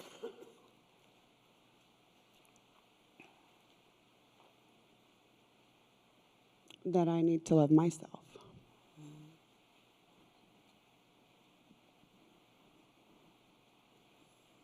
Yeah. It's not up to me. So notice what happens in the past future in your head. You're with Kathy, and you think the thought, you need her to love herself. Notice the images that happen. This takes such stillness, but this is a practice, and it gets easier and easier until finally you're just awake. You're just awake, noticing the difference between life and this. So notice the images. You're there in the room with Kathy, and you have the thought, you need her to love herself. Notice the images of past, future that happened in your head. Mm-hmm. What do you see?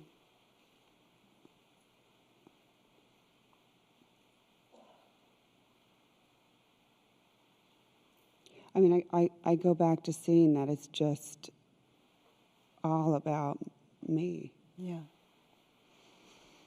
So you see an image, I need Kathy to love herself. You see an image of her loving herself, and she's so happy. And then you see the image, but that's not Kathy, is it? No, it's my imagination. Purely. And then you put that on there, and you compare. There's Kathy here. Yeah, like and what then it there's looks like if Kathy she there. was doing these things, then yeah. Yes. And so when the mind compares, you really think this is Kathy, the one in your head. And you see Kathy, and then you do whatever it takes as your mind compares to make your dream come true. And this is the dream. Believing that'll bring you happiness. Yeah. So it shows you've got your heart is there completely, but we're just coming out of a crazy head. And then you see the image of a past, maybe your mom dying of alcoholism. You see that, and then you see this, and you've got to save Kathy from this, which is pure imagination. Is that your mother or imagination? You're putting past, future on Kathy, and then coming out of fear in your responses. A dream, a dream, a dream. So here's the question, is it Kathy that's upsetting you? Or is it the movie, the dream?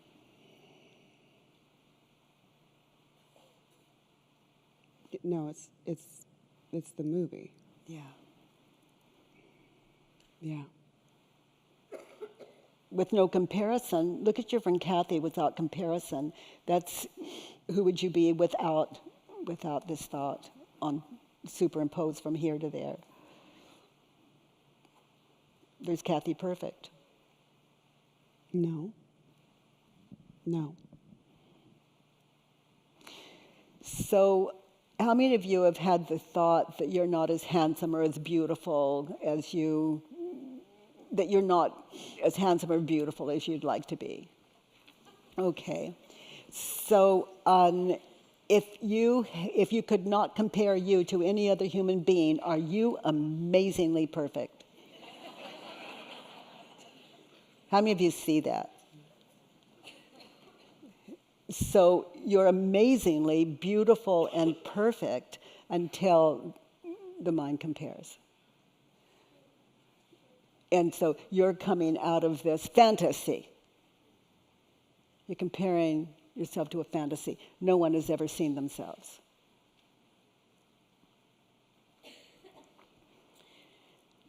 So you want Kathy to stop her destructive behavior. Turn it around. I want me to stop my destructive behavior. Yes. And to do that, we need to become sane and know what's real, what's reality, and what's imagined without comparing. And if we're awake to this, it leaves a smile. It leaves, as you all saw yourselves, it leaves everyone perfect. So we can communicate. We've got the mess cleared away, the unfinished business that we put onto that. And so the power of love is immeasurable.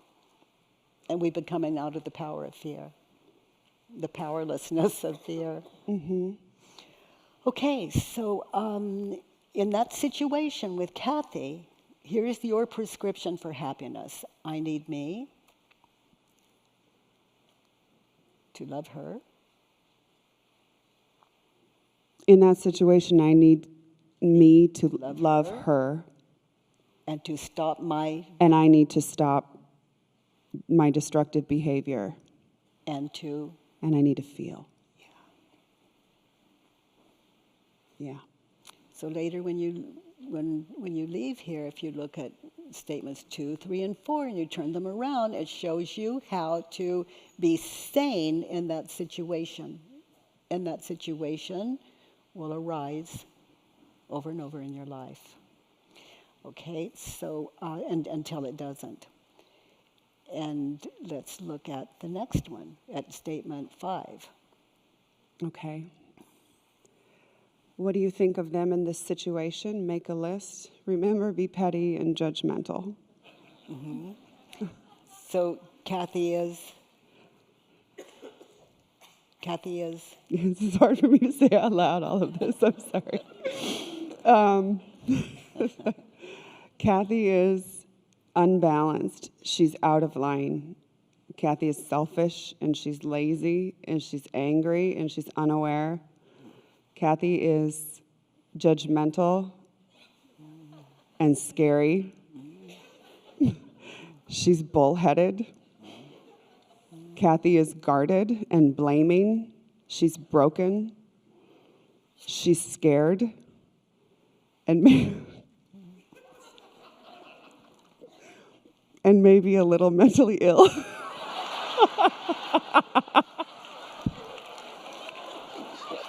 Thank you for making me say this on stage to everybody.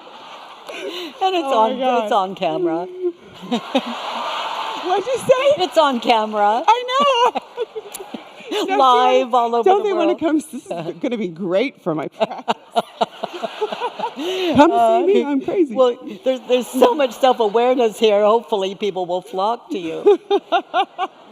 So in that moment in time, okay, we're talking about a moment in time. In that moment in time, I am. In that moment in time, I am unbalanced. Okay, and then you check it out. You know, and we're to the end of the worksheet and we've been checking it out. So you're pretty awake to where you're off balance. You always judge that out of your heart. It's just natural. Okay?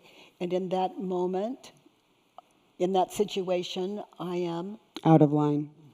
In that situation, I'm out of line. yeah.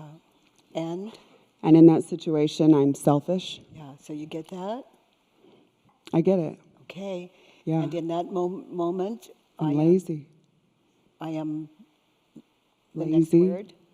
Lazy. I am Lazy. angry. Like you're lazy in your thinking, Yeah. asleep. Yeah. You're- You're not seeing Kathy, you're coming out of your own Just asleep. out of that. Yeah. Yeah. In that moment, I'm angry. In that moment, I'm unaware. And in that moment, I'm scary. Yeah. And in that moment, I'm judgmental. And didn't you say scary? I said scary and I Yeah, said scared. But look, Scary. Yeah. you know, if you're Kathy, Poor baby. some amends to make. Yeah. Yeah. For sure. Yeah. And the next one?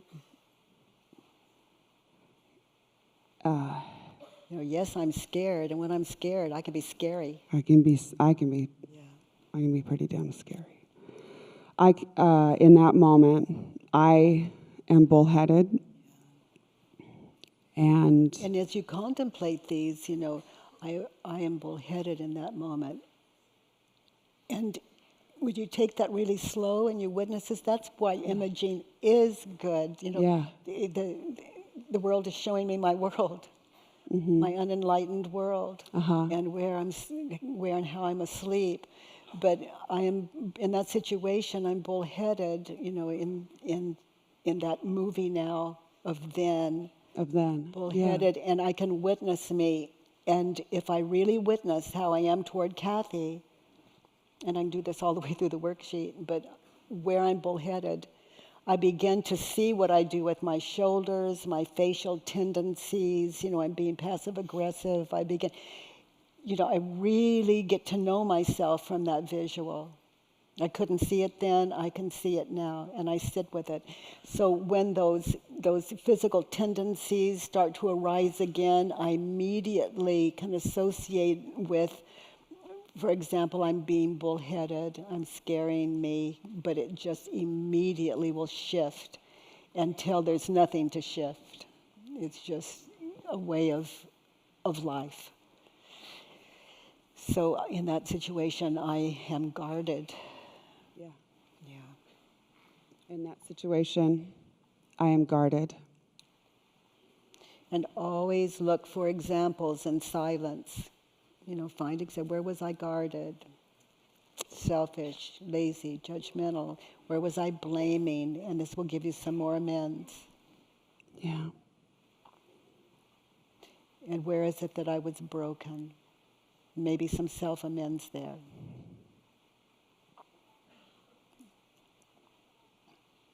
Scared. And maybe a little mentally ill, and you check it out. And it's by your standards in that. Because mentally that ill moment, means just something in that different moment. to all of us. Yes. Right. I'm sorry. It's like, right. Right, just not now. But we know when we're frightened, and to me that is mental illness. Yeah. And Yeah. because we're aggressive in it. So where was I mentally ill? You know, where was I aggressive? And are there any amends to make to her, to me, and to, it's like picking up breadcrumbs. So I follow through with this. So when I think of Kathy in that situation, I am so connected with my friend. Any time of night or day I think of Kathy, that's how I know my work's done. Then the next time you see Kathy, you're not putting that on her. It's impossible because you're awake. And you get to meet her for the very first time, and then maybe there's a little work to do, but friends like that are there to give us our work. Right. Yeah. Okay, the next one. What is it about this situation that you don't ever want to experience again? I don't even remember what I wrote. I don't ever want to have to regress in order to be with her. I don't want to feel the fear of losing her. So I'm willing to. Well, and I have the one, and I don't want to feel responsible for her anymore. So you were responsible for Kathy in that situation. Is it true? No. Good to know. Okay. Well, that's a lot of freedom. Yeah. So I'm willing to regress. I'm willing to have to regress. I am willing to have to regress To be with her. to be with her. Yeah, it could happen. You know, if you have any unfinished business, it could happen. And then that would give you another worksheet and an opportunity to clean it up. And that's the point. Yeah. I mean, that's what And it makes we're all here of, for, right? Yes, it makes all of life exciting. Right. Yeah. So I'm willing to have to regress. In order to be with her. Yeah. And I'm willing to not feel. want to have. Yeah, I'm willing to feel the fear. I'm willing to feel the fear of losing her. Yeah. Because that's another worksheet. That's going to be a worksheet. That's a worksheet. Yeah. Oh my Yeah. God. And then And I'm how would you willing say that? I'm willing to not want Well, to I'm feel. willing to feel responsible I'm willing to feel responsible for her. for her. Again. Again. Yeah. Now do the whole thing again with I look forward to.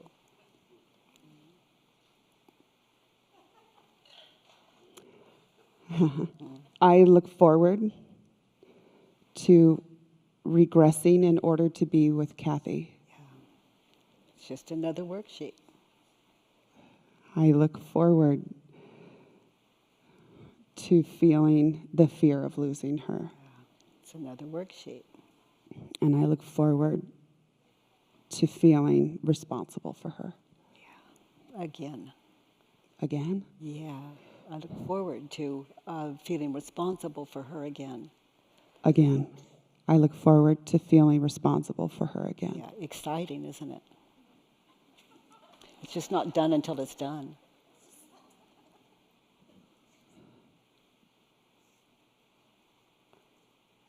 Without fear.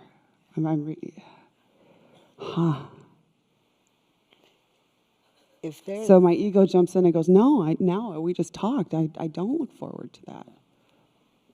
But I do want to be in a But then relationship. there's Kathy you want in your life, and Right. you know Kathy. If there's any Yeah. unfinished business that your mother didn't get to you, Kathy will get it to you. And again, mothers don't die, they live right here, so worksheets on your mother. Between the two of them, they're here to wake you up. Mm-hmm. There's no one and nothing that isn't a teacher. There's no one and nothing that isn't here to wake you up. That's it.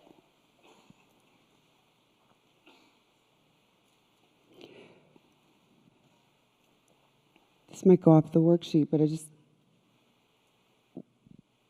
how do you know when you say, I don't want to be in relationship? You know, like, no. If she says, Like to walk away, to say no, you know? So I'm not understanding. Well, to say like Kathy says, let's go somewhere, and you say, no, I prefer not to. no, of saying, I don't want this relationship anymore. Like Kathy would say that to you? No, I would, at what point do you say, this is enough? When it's true. You know, when it's true. Yeah. And I don't want to say that about Kathy, because I love her, and I will regress with her. I will do, and I look forward to these. Yeah. I want to learn. Because even if you say that and never see her again, she's still going to live here like your mother does. It's just not done until it's done. you can't lose a teacher until you get the lesson. Right. And that's where we say, well, okay, if you walk away from that person, Good luck with that. good luck with that, because like we 'Cause you said, can't like a walk drug, away. like an addict, that's my drug. I'm going to just find a new person to fill that until I'm done. Yeah, and it'll be her in her head also. Uh-huh. They all join together. I mean, for all you know, Kathy only lives in your head. No, she's In a real fact, person. I would say, I would take out for all you She's know. real. Okay, She's a real person. okay. But yeah, but the idea of her, yeah, and whatever I made of her, right? That's in here, is what you're saying. So if you're with her, she'll give you another worksheet, and if she doesn't, your work's done there. And if she dies, like she's dead right now, let's say, she'll live right here, and she'll give you another worksheet because it's just not done until it's done, dead or alive. Because it's not about her anyhow. And where's your proof that she exists? Okay. So right now, I don't have no proof. Right, She's- right now, Right now, she's just in my imagination. right now, that's the only place she is in your world. Right. Right. That's a very important thing to understand. Mm-hmm.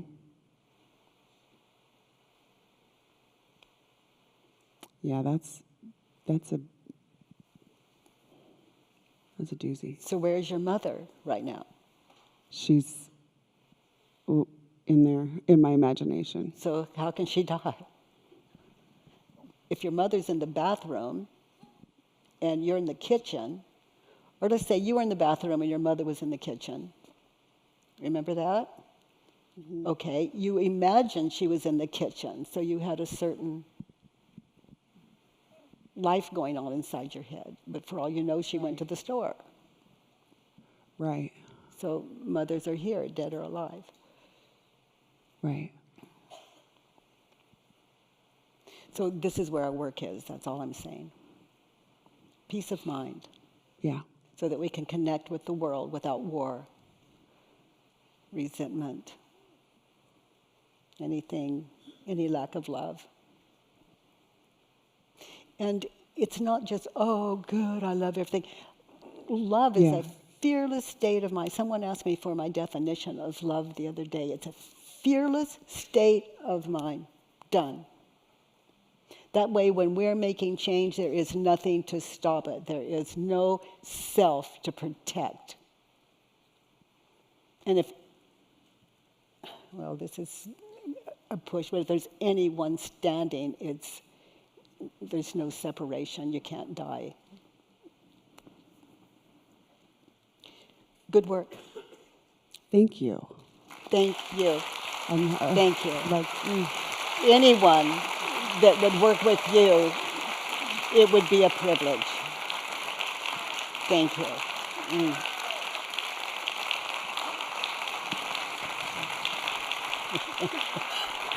thank you so much.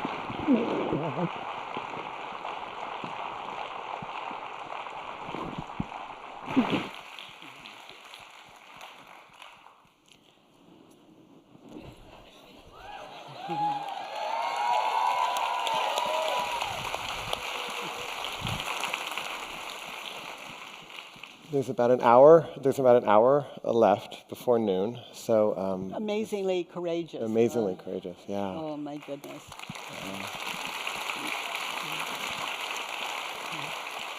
You know, it's like if someone has the courage to come up on stage like this and take such an intimate look at themselves. You know, like if they can do it, we can do it. Yeah. And make that journey. Yeah. Yeah. It's beautiful. Yeah, really beautiful. It's the power of the human. I don't know how you would phrase this, but the power of our defenses, and then there's also the power of the human spirit. Yes. That just with the right opening, you can't stop it. Yeah. Yeah, exactly. So once we find the groove, Yeah. we just can't go far enough, quickly enough. It's just like, that's the way. So I'm pointing out, but we've been looking at the world, and the way out of the world that's unacceptable to us, is to not go out, but to go in, and then this shifts, that shifts. Right. The way we see that shifts. And that our frustration with that actually parallels our frustration with this. Yeah, exactly. Right? Exactly. And we can't change the Kathys in the world, but we can work on ourselves from here, and then we see the Kathys in the world differently. Right. And that changes. Yes. Beautiful. And I love there's that we can really never leave anyone. They can't die and leave us when we're aware. Right. And they continue to teach us and continue to teach us, and that's what everything is for, self-realization. Right. Yeah. Yeah. And you said everything, there's nothing that's not your teacher. Again? You said there's nothing that's not your teacher. No, there's nothing that is not our teacher. It's what everything's for. Beautiful. Yeah, so that's... So we have about an hour left. I was wondering how you would like to use that time. We could bring in the audience's questions in response to that. We could bring up another person to do the work. It's your call. Well, let's get some questions, and maybe we'll find someone that really wants See to how do that the goes. work in those questions. Beautiful. So, And so we'll do our best with the mics. It's easier if we hand the mic to somebody closer, which is too bad for the people in the middle, but we'll do our best. So if you raise your hands, we have several mic runners. Okay. And if you raise your hand when you can speak, because we can't see you often. yeah, and if you stand up with the microphone, stand up, yeah. thank you. Oh, there you are. I just want to ask a question about the Kathy's situation. So how does it work to help me to make decision in the future? For example, if tomorrow Kathy asks me to go to buy a drink for her, should I do it or not do it? So just you be Kathy, and I'll see what happens. I'll respond. All right. Katie, I really need a drink right now. Can you go to buy one for me? I don't have sweetheart. money. Oh, I love how honest you are with me, and I hear you really want a drink. Yes, I do. And I don't have money, so since you love me so much, so can you buy one for me? So I didn't hear you. Would She you says, put the mic- since you love me so much, will you buy me a drink? Actually, no. And you're right. I love you. See how much I love you. But I really need one right now. Otherwise, I will be so depressed. I want to kill myself. Oh, wow. I really worry about not having you in my life, and I hope you don't do that. And I promise you, after this drink, I will stop. So put the microphone here. I promise you that after this drink, I will at least try to stop. After this one last drink, I'll try to stop. This is just the last drink, and then... Well, I leave it to you, and I really respect that. Thank you for sharing that with me. So your answer is we should not buy the drink for her. Well, it could change. I don't know. I had a cousin that called me. He was alcoholic, and he said it was like 3 a.m. or something, and phone rang. I woke up, and it was my cousin, and he said, "I'm so depressed," and he said, "If you can't give me one good reason to live, I'm going to kill myself. Give me a good reason to live." And I couldn't. I couldn't lie to him. So I just got as honest with, it's like, give him a good reason to live. All I could say is just the truth. I couldn't. So does that sound weird? I mean, I just couldn't put that on. I couldn't say, don't worry, things will get better, or life is beautiful, or all those things. Exactly, Feel like Soren, and nothing, I couldn't know any of those things. Right. And so then he started crying, after a little break in time, and he said that's the first honest thing he had ever heard in his life. And that he'd never had another drink. Wow. And died later sober. And I don't do things so they'll work out. My job is to be as authentic and honest as I possibly can, because life isn't my priority. The enlightened mind is the only life there is. And what I love about silence, inquiry in silence, is that's the purpose. And then we can live without purpose.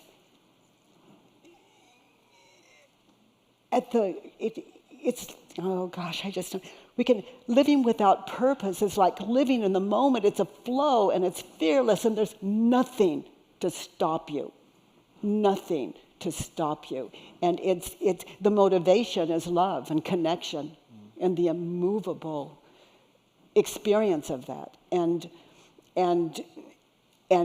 then when you're not experiencing that, you can write another Judge Your Neighbor worksheet and just get still again and just continue to live out of, enlightenment is like a word for wisdom. It's a word for creativity, unblocked creativity. Like if he said, give me a reason to live, and I said, I can't think of one,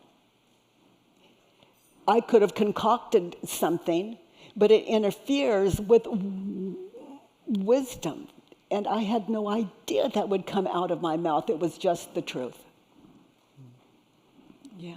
Thank you. Thank you very much. And it turned much. out to, in my life, everything seems to work without exception. Thanks. And when it doesn't, I've got inquiry. Someone asked me I think somebody has a mic here. Is that right? Yeah. Hi, Katie. Hi. Thank you so much for that. That was very, very moving and helpful. But I do have a question. The situation I was thinking of, I am being what feels like attacked.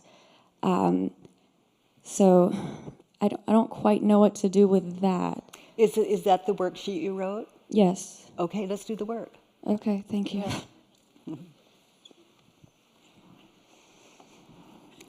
So any other questions as she's coming up here? I have a question. Back here, while she's coming. Oh, she's up back there. Oh, Right here. So I feel compelled by this and also quite resistant. And it's I'm trying to express how I am seeking to be in a relationship with someone I'm dating and really working to express what I need and want. And somehow that feels in contrast with what you're saying, because there is an expectation. Oh my goodness! I'm not saying don't expect anything. So, the people in my life are very clear about what I need and want. It's not a secret. Okay. So it's not expressing, because No, freedom is not limited. Pardon? Freedom is not limited. Someone the other day asked me, in my marriage, do I ever compensate? Do I ever have to compensate? Was that the word? Compromise. And, compromise. And I said, I can't recall that I ever do, but, I'd like to consider that and think about it. So Stephen says that, my husband, that I never compensate. Compromise. I'm so glad you're sitting close, sweetheart. He's my frontal lobe.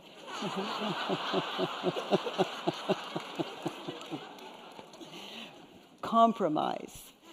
So, and what I love about our marriage is Stephen doesn't compromise either. And we just run this beautiful parallel respect. There's something, though, about when you express what you're wanting or needing, and then there's fear and anger that comes up if Yes, there it's the is- fear of losing him. And, if you don't express your wants and your needs, it's like if you were to express them, what may stop you is the fear of losing him. And so I invite you to test it. And if I had that fear, then it would not be right in myself, not to express it. And I probably wouldn't want to really be in relationship with anyone that I couldn't fully express with. Like Stephen would say, there's this amazing movie playing downtown, and let's go see it. It's really good. And I might say, gosh, honey, it sounds wonderful, and no, I don't want to go. And knowing Stephen, he goes, that's great, and he just goes to the movies. Mm-hmm. So we don't compromise. Compromise, right?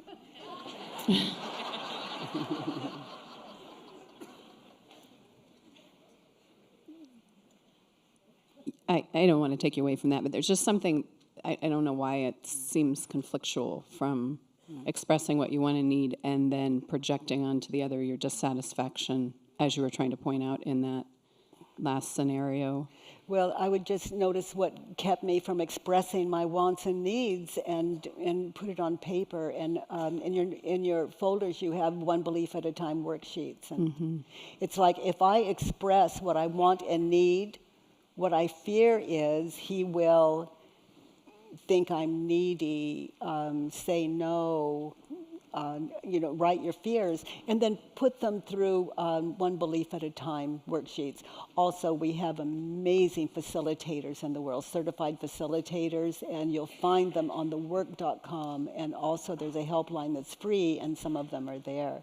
Mm-hmm. But they'll have a lot in common with you. They have profiles that maybe you can relate to with maybe specifically something like that. Mm-hmm. Okay, I'll take a look. Thank you so much. Byron, I have just a yes or no question. And just a simple question. Over here. Hi. Hi. Can we do the work on ourselves with an image or imago of ourselves? Yes. Because your work is so relational, but can I put myself across and actually do these worksheets on the image I have on myself? Yes. Thank you. And that is so close to your ego. Your ego is invested in saving its life, and it loses its life in inquiry. That's why it can be difficult. Now, if you fill in a Judge Your Neighbor worksheet on someone else, well, did you fill in a worksheet? Not yet, but okay, this so just seems like this work that you're doing is really ultimately with yourself anyway, like ourselves anyway. Exactly. When you fill in a worksheet, whose thoughts are they? Yours. So it's always about you. Filling a worksheet on yourself, I'm trying to put one person between, one object between you and this, your mind. And so you have a better view. It's really difficult. And some of you can just judge yourselves and go straight for it and be that open-minded and honest. Okay, so sweetheart, what did you write? Okay, so maybe I should preface by saying the thing is I could have written two of these, one for her and one for me, because I partially think it's possible the reason we're in this conflict is because I am a bad person, right? So this is the sheet that I filled out for the person so what did I'm you talking write? about. I wrote about a teacher of mine. I'm also a therapist, and I'm in a clinical seminar where I am angry with Dr. Moreno because let's leave the name out of it. Oh, excuse me. I'm angry with her. With her because? Call her Michelle. That's not her name. Because not only will she not protect my emotions when I'm attacked, but she blames me for trying to protect myself. So she blamed you for trying to protect yourself. Is it true? It was true in the moment. It's a yes or no? Yes. Okay. So, and I'm going to hold you to it. So if you take this work home with you, because I held you to it, you'll be able to hold you to it at home. Just one syllable, yes or no. So she blamed you for trying to protect yourself.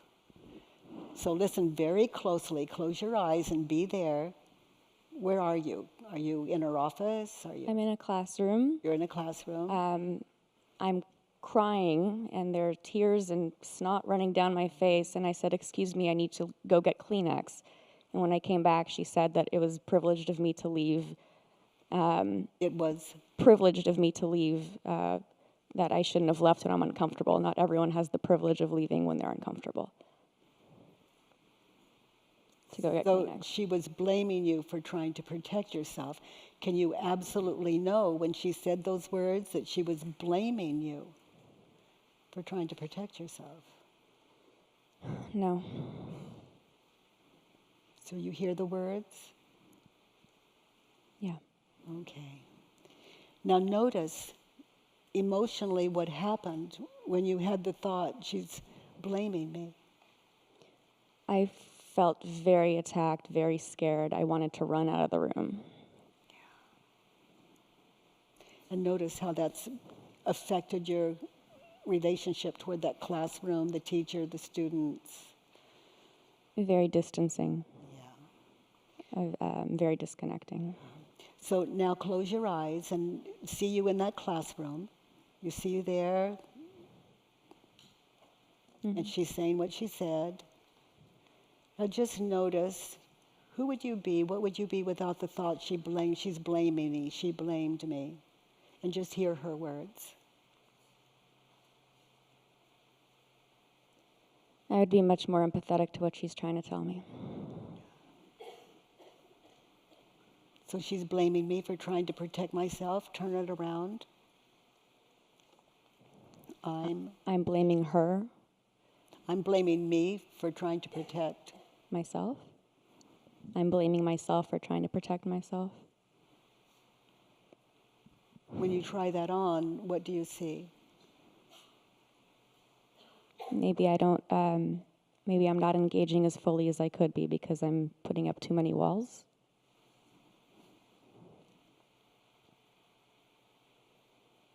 Maybe I'm blaming her for trying to protect herself. So see what it feels like when you drop the maybe and get really still in it and see it as opposed to guessing. So see you in that classroom. Other than what you're thinking and believing, are you okay? Yeah. So look at you. Other than what you're thinking and believing, look how well everything is without your judgments on it. Yeah, everything's fine without the judgments. Yeah.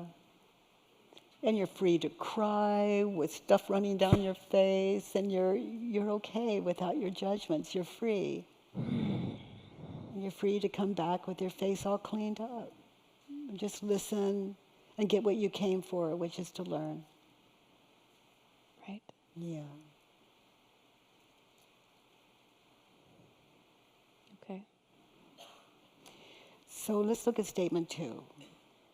I want her to acknowledge my hard work, that acknowledge that I deserve to have comfort, and to admonish others for attacking me, and to comfort me. So let's see if I have this right. You want her to acknowledge your hard work and that you deserve to have comfort. To comfort me as well. And that you deserve to be comforted. Mm-hmm. That I deserve to be comforted. I want her to comfort me. I want her to acknowledge that I'm trying hard, and I want her to admonish other people for attacking me. Okay. So you want her to comfort you. Yes. Okay. So you see you in the classroom. You see her. You want her to comfort you. Is it true? It was, yes. And look at it now. Do you see it? Now that you see her, you want her to comfort you. No. I kind of want her to leave me alone. Yeah. Okay, and notice what happens when you think the thought you want her to comfort you, and she doesn't. She's just running her classroom, teaching. Responding to your exit. Yeah. No, I feel needy. I feel like a little child demanding things that I don't need to demand. Yeah. So let's turn it around. I want her to comfort me. I want me to comfort me. Yeah, you're handy dandy. There you are, right there with you. So how would you comfort you? Maybe I can reassure myself that I'm not a bad person. That's the main thought that goes through my head when all this goes down. So I have a solution. Would you like to hear it? I would love to. The way to comfort you, maybe in that situation, and I learned this from you, is to acknowledge your hard work. Yeah. And know that you deserve to be comforted. You were emotional. How do I do this in the moment if this happens again? You know, you can't, but because do we're it doing later. this, you know the simple directions are in there with you somewhere and you're closer to them. That's very true. What about this last piece, though? I want her to admonish others for attacking me. That seems problematic. And I don't want to admonish her for attacking me. That's how to comfort right. you. I don't want to admonish anyone. No. I don't want to be bothered by it. No. Very comforting. Yeah. That's true. Practical. Yeah. Okay. So when you turn the whole around, I don't want her to acknowledge my hard work. I have me, and she's teaching. I want to acknowledge my own hard work. Yeah. Do you want her to stop the course that you signed up for? To acknowledge everyone and comfort everyone? We don't have time for that. No. And be your watchdog that keeps people from attacking? There's not a lot of teaching that's going to go on there. That's right. Okay. Okay, sweetheart. So let's look at statement 3. I want. You know, there's another one. I want me to acknowledge her hard work. I do want that. So read it that way, the whole thing. I want to acknowledge her hard work. It's true. And to acknowledge that she, Deserves to be comforted. yes, I want to comfort her. I think that's true. yeah, that's so much, that's like you. Yeah. This other is so against your true nature that it's off, and we get so lost in it. And I love in these worksheets we can get found because we're dealing with our sane, kind self and clear direction here. With our higher self, really. Yes, yes.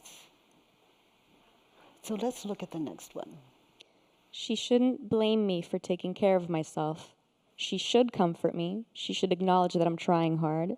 She should realize that I'm choosing to be here and I could choose to leave. Okay. So she was blaming you for taking care of yourself. Listen to her words. Is it true she was blaming you for taking care of yourself? No. No. Isn't that Yeah. when I sit in these workshops, it's just so good. You feel that? I really do Such feel a that. relief. It's like we shift from victim to power. Yeah. And nothing shifted but the mind. The teacher didn't change. No one just shift from victim to power. Wow. From where you sit, anywhere you sit, on a plane, a train, a classroom. That's incredible. It's true. So, turned around, I shouldn't blame me. I shouldn't blame me for taking care of myself. Yeah, that's what really happened, isn't it? Yeah. Yeah. Yeah, I think I think I had many thoughts after about how I should have held it together. I shouldn't have become emotional. I shouldn't have this. I maybe shouldn't even be in this class. Yeah, and the truth is, you should have become emotional. you know, you felt your feelings. I wouldn't stop my emotions for anything. They have a right to life. Yeah. And I'm good with it. I love life. Everything has a right to life. So she blamed you for taking care of yourself. How did you react the moment you believed that thought? Notice what happened. So close your eyes and you saw images of past, future, and then you felt the emotions. You were upset. This has happened before. This will always keep happening. I'm the sort of person who somehow elicits punitive action in other people. Yeah. I'm a bad person. Yeah. And you see those images and you put that storyline on those images and then you just feel rocked. I feel doomed, Doomed. damaged, Yeah. Yeah. Yeah. unlikable. This will always keep happening. I am unlikable. So turn the whole thing around. I shouldn't blame me for taking care of myself. I shouldn't blame me for taking care of myself. I should comfort myself. I should acknowledge that I'm trying hard. I should realize that I'm choosing to be here and could choose to leave. Yes. Yeah, you're free. But I choose to be there. Yeah. I'm going to continue choosing to be there. Yes. It doesn't always feel free. If I dropped out now, it could be... Well, it's what you're thinking and believing. Other than Right. that, you're free. That's true. And, you know, whether we're in a state of mind to be aware of it or not, you are blaming you for taking care of yourself. And in those moments, you don't know that you're there to comfort you or how. Let's turn it around another way. I shouldn't blame her. I shouldn't blame her for taking care of herself. Yeah, and her job. In her job. Yeah. I should comfort her. Mm-hmm. I should acknowledge that she's trying hard and this is difficult. Yeah. I should realize that she's choosing to be there and she could choose to leave too.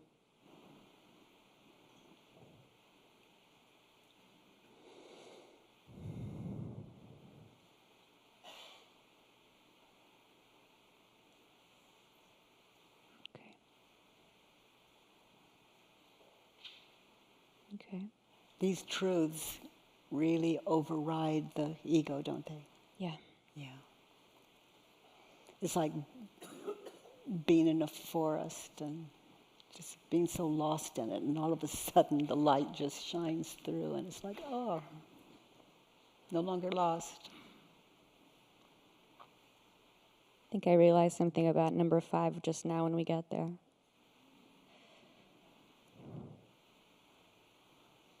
In order for me to be, can I move to number 4? For me to be happy, what do I need her to think, say, feel, or do? I need her to tell another classmate that she's being unfair. I need her to praise me. I need her to ask about my feelings. Okay?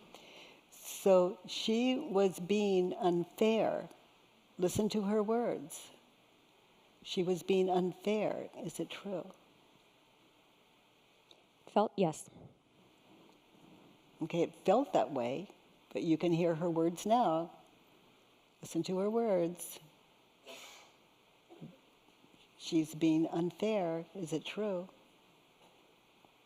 I don't know, so I guess can I absolutely be sure no. So what did she say again? Someone made me cry unfairly, and when I went out to get a tissue And did she came know back, someone made you cry, that someone made you cry, or did she just see you crying? I think she noticed. Okay. It was a class discussion. Okay. When I went out to get a Kleenex and come back, she said, you shouldn't have left. It is a privileged thing to do. Other people don't have the privilege of leaving when they feel uncomfortable. Okay, so was it a privileged thing to do? In that classroom, what rules does she have? I don't know what rules she has. I don't know. Okay, so now you know. Now I know. Yeah. Don't go out and get a Kleenex. So she's an instructor in this classroom, It's a privileged thing to do when you're feeling emotions to get up and leave. Without, did she say without permission? Or just to She did, and she leave? just said get up and leave. Okay, so that is a privilege in her classroom. So when you sign up for someone's classroom, they're going to teach. So everyone got to learn that, maybe for the very first time as well. Okay.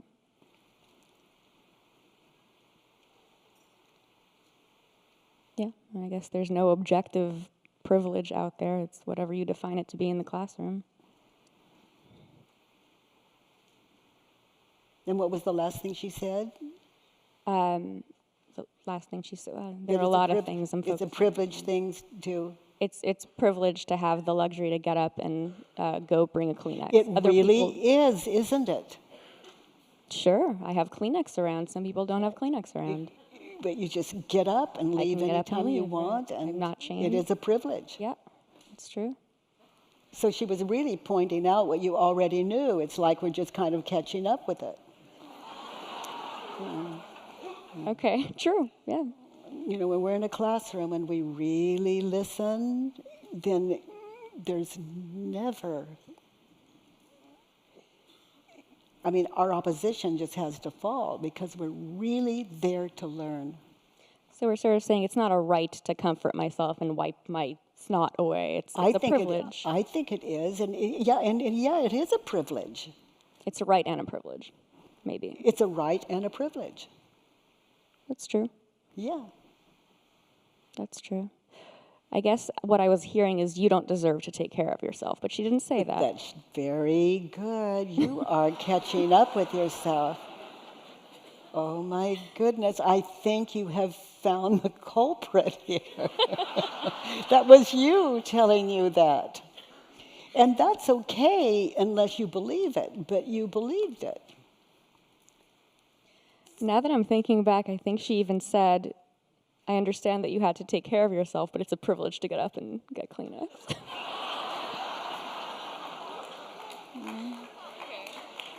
Okay. Yeah. Re-remembering things. Okay. So, praise me. I should praise myself, perhaps. yes. Ask about my feelings. Maybe I should inquire into my own feelings. Yes. Maybe I should ask about her feelings. Yes, after class.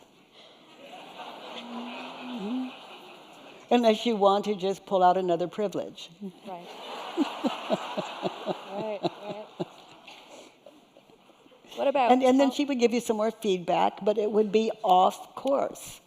It would have to do with the classroom, but it would be off course, and you signed up for on course. That's true. Yeah, but after class. What about she should tell this other student she's being unfair? I don't think I should tell the other student she's being unfair. That doesn't sound like the right conclusion. So there's no one there, since this is all self-talk anyway. Turn it around, I should tell me. I should tell me that I'm That being I am being unfair. unfair. Maybe I am. Well, drop the maybe, are you? Yes. Good. Yeah. Good, because maybe we'll leave your ego at play. Really check it out. I don't know if I'm being unfair. It sounded like you were being very unfair to yourself. Yes. That's true. So when I turn things around, I just kind of try them on, like that pair of boots. I'm trying to say, what does that mean to me?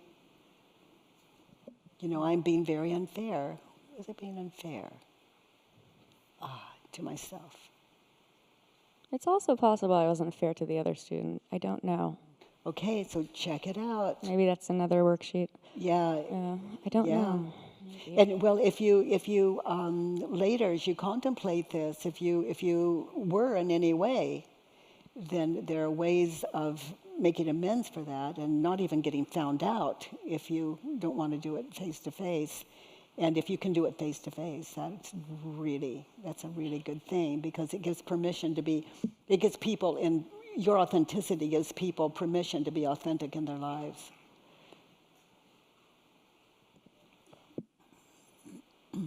And that's not the point of it, but it does happen that way. I tend to take a lot of blame in this classroom. I'm afraid that I'll continue taking blame and it'll just pile higher and higher, but I guess if I'm able to do the work about it, it doesn't really matter. And the work is free on thework.com, how to do it, everything. You just go there, there's YouTube, all kinds of stuff there. And you know how to do this because we've sat together and you're good at it. Your mind is very open. That's a gift. So I need her to tell the other classmates that she is being unfair, turned around. I need me. I need me to tell myself that I'm being unfair. Yeah. And I need me to tell myself that she is not being unfair. I need to tell myself that she's not being unfair. And you can do that honestly because you've discovered that she's not being unfair. Right.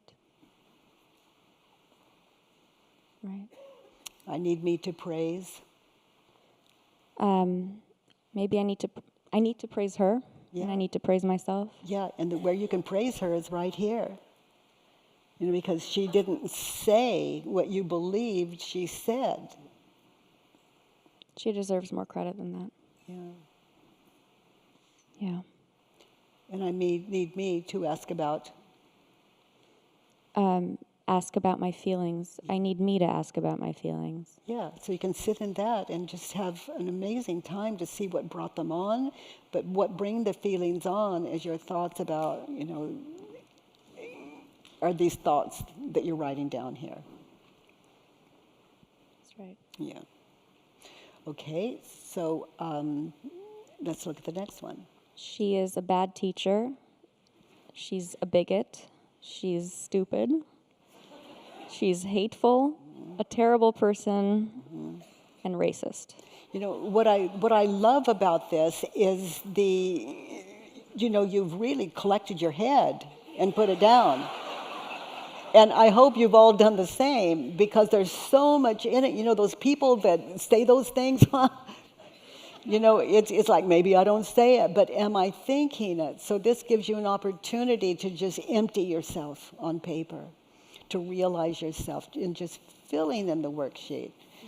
So she's a bad teacher. In that situation, is it true? When you consider what you've discovered here. No. You get it? I get it. And she's a bigot. Is it true? That I don't know about, but what is your definition of bigot? I suspect she may dislike that I am a Jew. Again? That I'm Jewish. Okay, so do you have any idea that she is even aware that you may be Jewish? She's aware. Okay, so and what has she said or done that would lead you to believe that she's a bigot? I've been dismissive of my statements about recent threats against Jewish people in the States, and been seemingly uninterested in talking about my background, whereas she's interested in talking about others' I love that you said seemingly. You're right. Interest. I don't know. It's my suspicion. So she's a bigot. Is it true? I don't really look at it. Can I know it? I can't know it. Very good. No. She's stupid. Is it true? No. No. It's going to, if she really is, get out of that class. She's not hateful either. She's a loving person. Mm-hmm. She's not a terrible person. And racist is another word for bigot. She's racist. Is it true? I don't know for a fact, no. And some of us will use the word racist, and for some of us, until we think we know what that means, but we just see these images of what it means. But keep a dictionary close. It could be what the dictionary says and what you think it means are different, even though you're positive you know what the word means. But always match it, because these are words matter. So she's a racist. Is it true? You can check it by your own definition and then look at the dictionary. what does racist mean to you? And we heard a little. What does racist mean? Are we asking what does racist mean to me? I'd like to take that one back. Bigot was enough. Yeah, yeah, yeah. Now, she's a bigot and a racist, okay? Notice what happens to your attitude toward her the moment you think that thought and believe it. It's very blaming. It's very distancing. It's extremely judgmental. It categorizes her as an evil person when I don't really know that that's the fact. Yeah. And just feel what that feels like to sit in a classroom with someone that you believe that onto. Like there's the body, that object, and then you believe that onto that object and you're in their classroom and you want to raise your hand and you have to, how do you react? You have to be careful about your wording. You have to manipulate. You can't just spontaneously raise your hand and get the question out. Also, how do you react when you believe the thought? When she is giving just clear instruction about privilege, you take it on like the way you took it on. How did I take it on? Well, no, you took it on the way you described. Yes. So she's a bigot and a racist. Yeah. Who would you be in that classroom, in that situation, without those thoughts? Much more at ease. Much less guarded, much less defensive. Less racist. Less racist. Less bigoted yourself. That's very true. Less concerned with these differences. Yeah. So she's a bigot and a racist. Turn it around. In that situation, I am. In that situation, I'm bigoted and I'm racist. Yeah.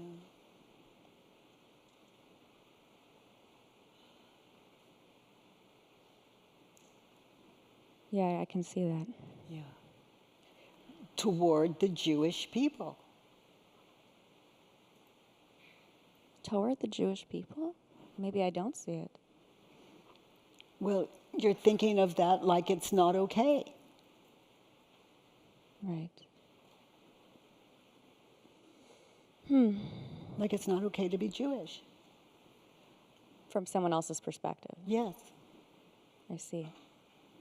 I mean, what you're putting on you, imagining onto her, is you putting it on Jewish people. Yourself. That's interesting. That's interesting. Even though there are those sentiments out there, maybe not with her, but well, I would check it out. Out where? Out in the, the bomb threats to the JCC this past week. Is that not real? Well, I'm leaving those things to you. I don't have. You know why people bomb people? I don't know that. No. Well, if you believed what they believed, you would bomb people too. That's probably true. Mm-hmm. So the clearer you get, the less teachers you're going to bomb in your head. And it starts here. Because anytime anyone puts you in charge, if you're at war here, you're not going to do that well out there. You're not going to be your maximum beautiful self.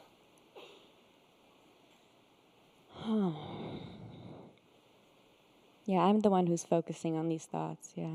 Yeah. In my world, there are no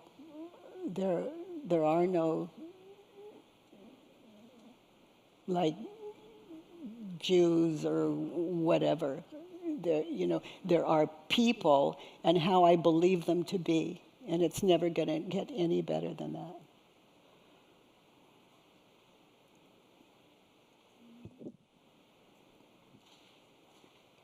Occasionally, I'll ask Stephen, do you still think you're Jewish, honey?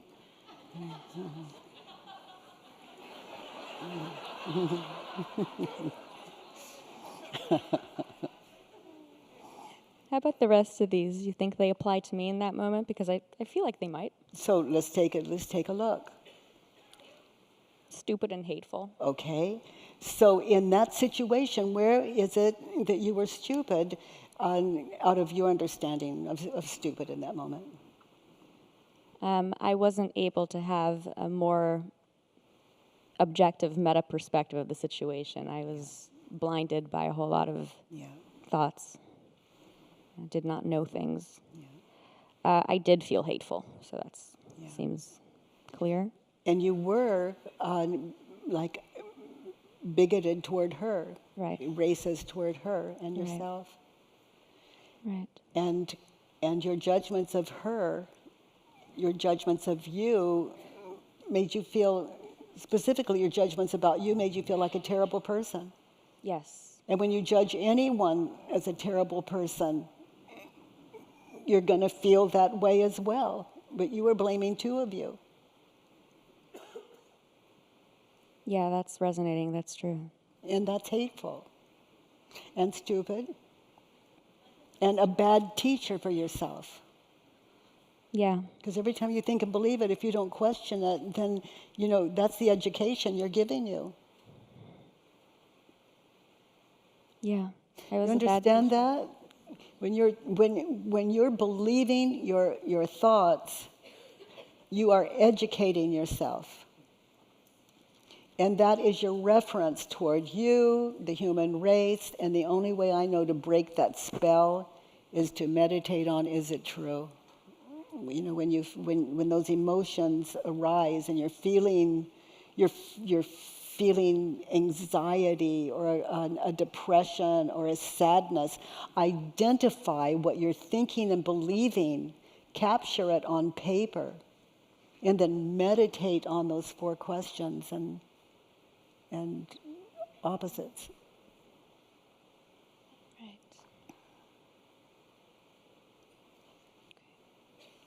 Okay, precious. Let's look at the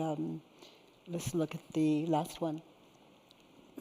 I don't ever want to feel helpless, to feel wronged, to feel unfairly blamed, and unable to protect myself, made to feel like a bad person. And I can tell you, looking back in my life, I have never been wronged. Not once. Been wronged. And I'm really researching this one. I'm just always researching it. Okay, so I'm willing to feel helpless. I'm willing to feel helpless. I'm willing to feel unfairly blamed. I'm willing to feel unable to protect myself. Yeah. That I'm willing to feel unable to protect myself. Feel that hopelessness. Because that kind of hopelessness, you feel that, and it automatically just says, worksheet, identify what you're thinking and believing and get this squared away, or you're just enforcing that identification. Who am I? I am helpless. I am wronged.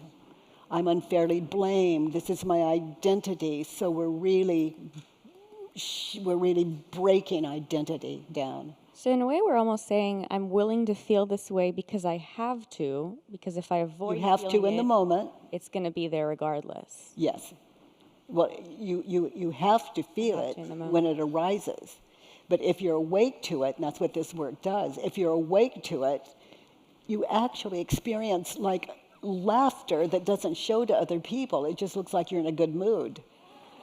But laughter, where prior to that, you just experienced depression and that, what you described, that helplessness.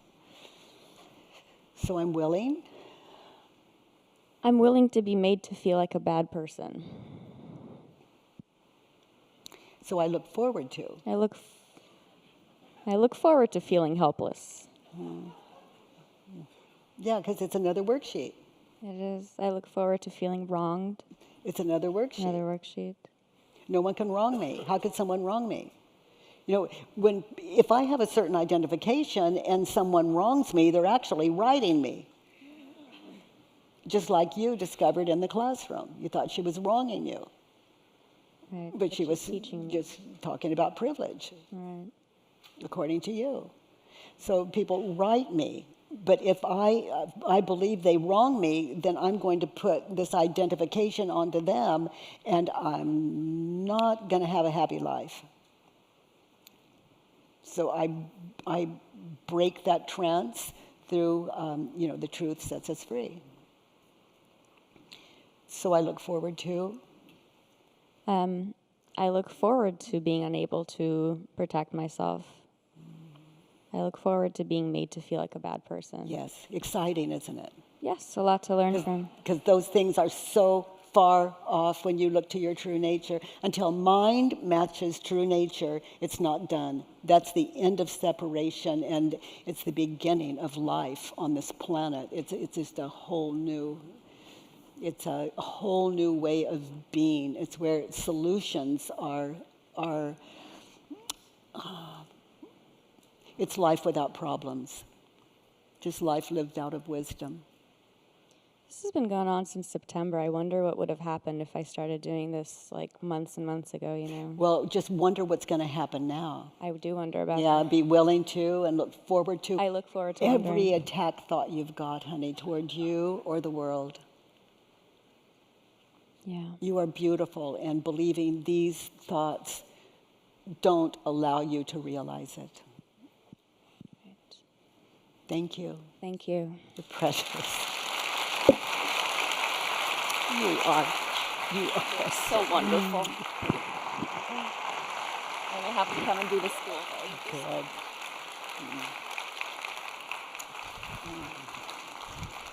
So, again, it's just the way people have the courage to look at themselves so deeply, it never ceases to blow my mind.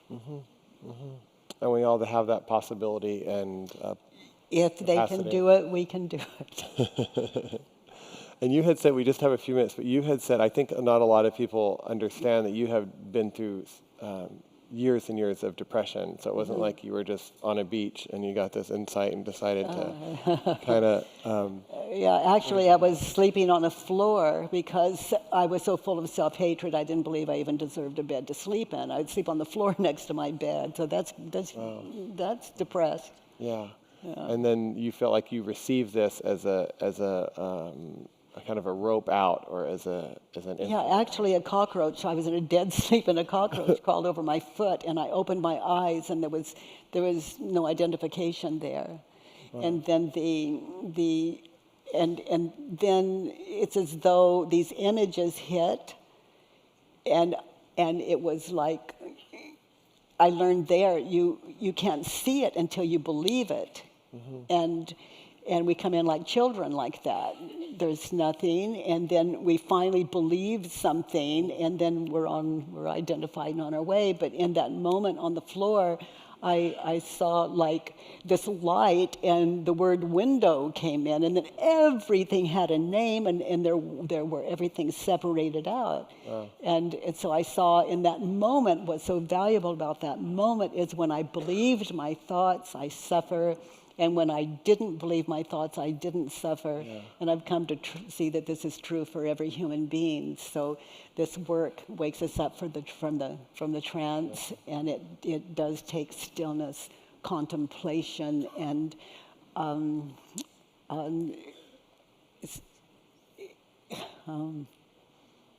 open mind, for sure. What do you feel like when people say, well, I really like Byron Katie, I mean, I kind of agree with her, but she's just too intense. Or there's like the fact that you present everything back as a mirror. Can somebody kind of take pieces off? Can I kind of think there are a few enemies out there for a while, and then I kind of build up, and then then I'm like, okay, maybe that person is not my enemy, and then or is it like everything? Yeah. Or? Well, so the answer is yes, you can judge everyone. It's just that how you doing, in that, are you happy in your life? Okay. So we can and we do, and we do until we don't. Right. Yeah, but I love that there is a way in the world that, some questions that we can actually take into the silence, and contemplate, what's true, what's not, and notice the cause of all suffering, which are this past future imaging that would distort what we see. And the thoughts we believe onto those. We believe onto that which is life, and which is not real life. It's life as we imagine it to be. So the questions wake us up from that trance. Is there a sense when you can honor both what's like the turnaround and when you can honor all aspects of the situation, then clarity comes. So I can honor the fact that how one part of me actually thinks I'm helping, and another part of me actually wants that person to suffer. That if you can hold those, things are less cloudy. Yes. Yeah. It's because I'm identified with the thought, oh, I'm just trying to help her. Yeah, I'm just trying to help her, so why does it hurt so much? It's like if it hurts me and they're not listening, then I can take care of one person that hurts, and it's the one closest to me. That just makes sense. Yeah. It's myself. Yeah, beautiful. So we are out of time. Yeah. What I'm excited about is please, tell us John what you're Kabat-Zinn. Yes, we're going to have a little silence and wisdom going here for sure. Yeah, it's a very beautiful day. So thank you so much. Thank you. Thank you. Thank you, Soren. Thank you for making this event so possible. You're welcome. Thank you. Thank you.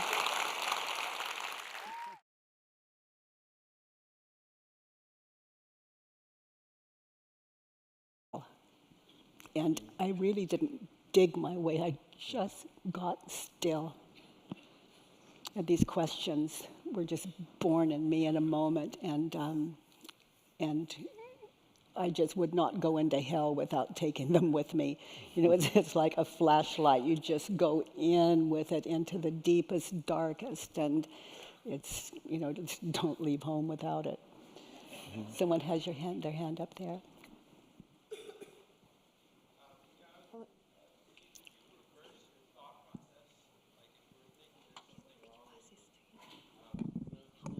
And then try to think that there's something right with you. Would you go and actually reverse the thought process? I just shortchanged it because we're going to be doing the work here for a while, and I would find opposite and sit in it just the way I sat in the other questions. I wouldn't let me get away with anything because I know what's meeting the questions. It's beyond me. It's beyond ego. And it will show me because I'm asking, and I'm asking authentically. I really want to know. Yeah. Yeah, there's something right with me.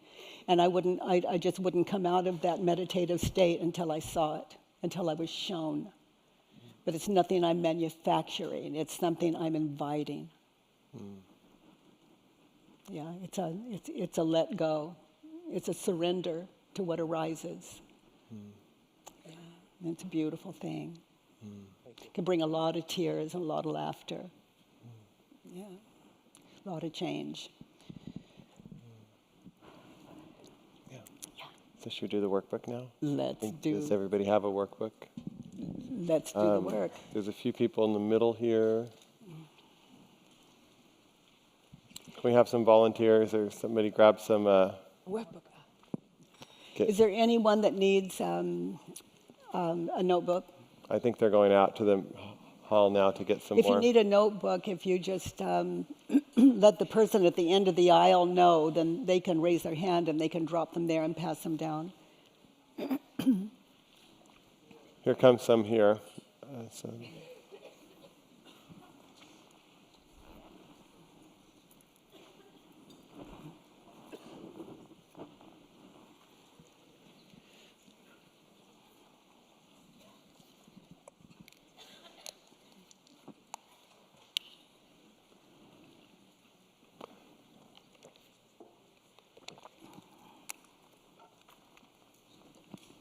Okay, so I invite you all to close your eyes.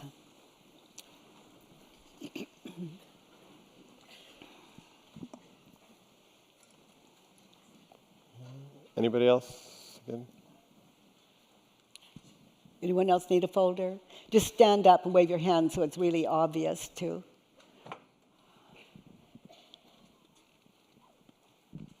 Okay.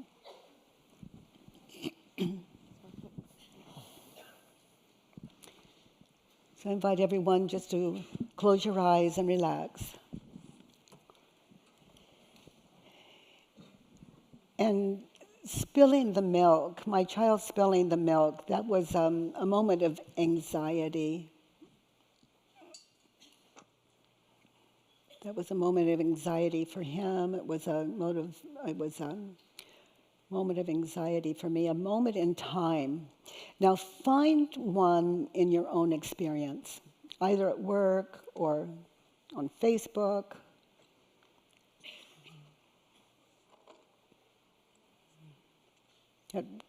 At home.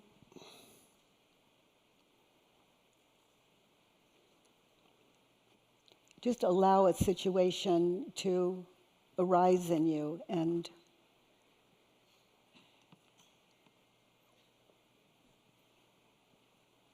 feel what it feels like. Feel the emotion in that situation when you're full of anxiety and let's say it's an argument with someone or an argument, no matter how trivial or not,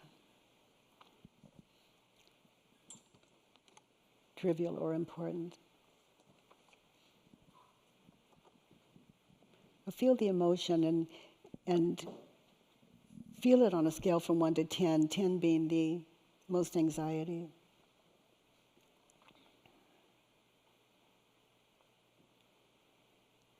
Maybe you're really angry at that person. So you'd name it anger. Maybe you were frustrated with that person. And please don't, we're going to write this down in a moment, so please don't write about yourself. You're angry with this person. Now begin to identify why you're frustrated or angry with that person. Maybe you're hurt. Name your own emotion. The thought, he's unconscious. There's something wrong with him. He's unconscious.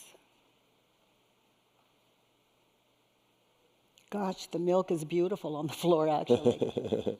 And I can see the glass, and I can see the light hitting it. I can actually see drops over here that I missed in the situation, even though I saw them.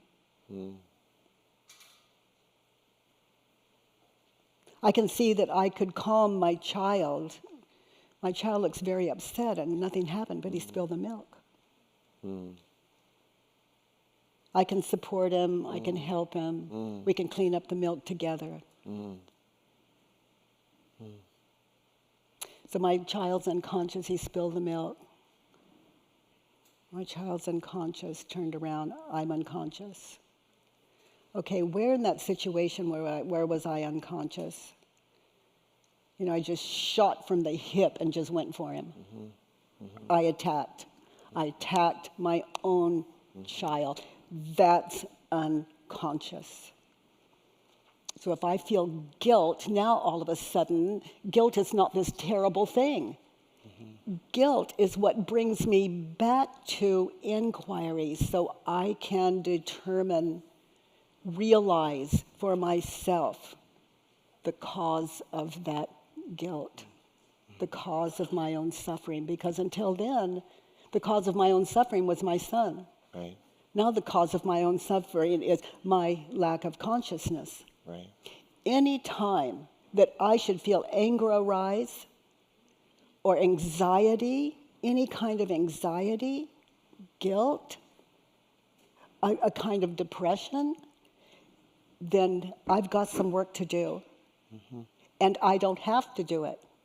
I can just go on with my life. You hear that attitude? I can just go on with my life. Or I can go on with my life. You know, without the depression and this consciousness of excitement and curiosity, like the curiosity of a child.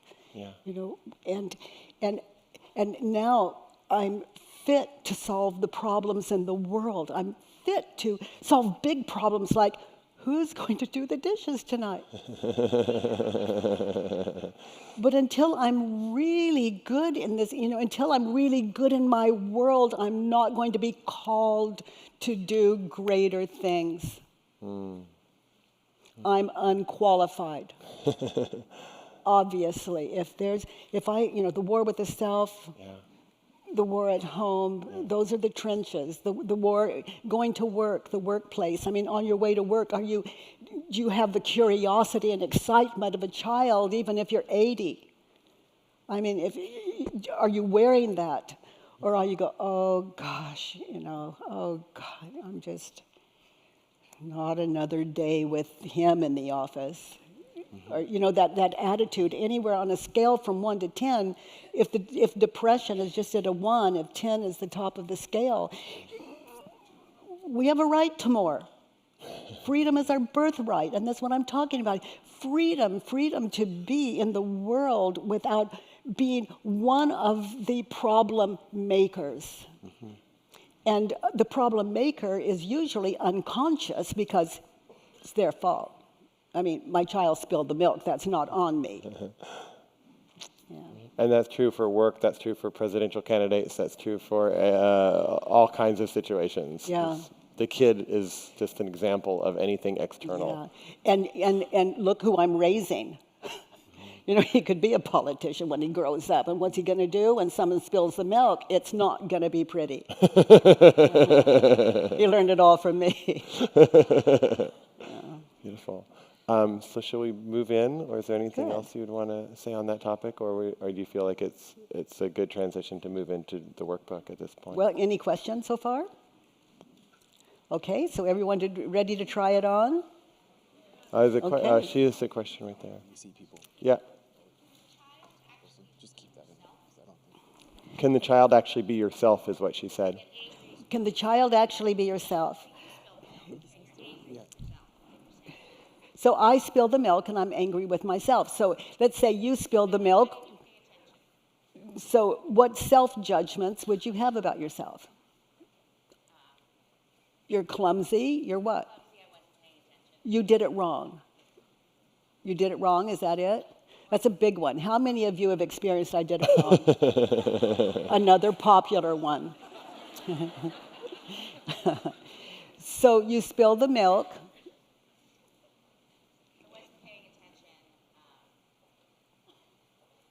So you weren't paying attention, is that what you just said? Okay, so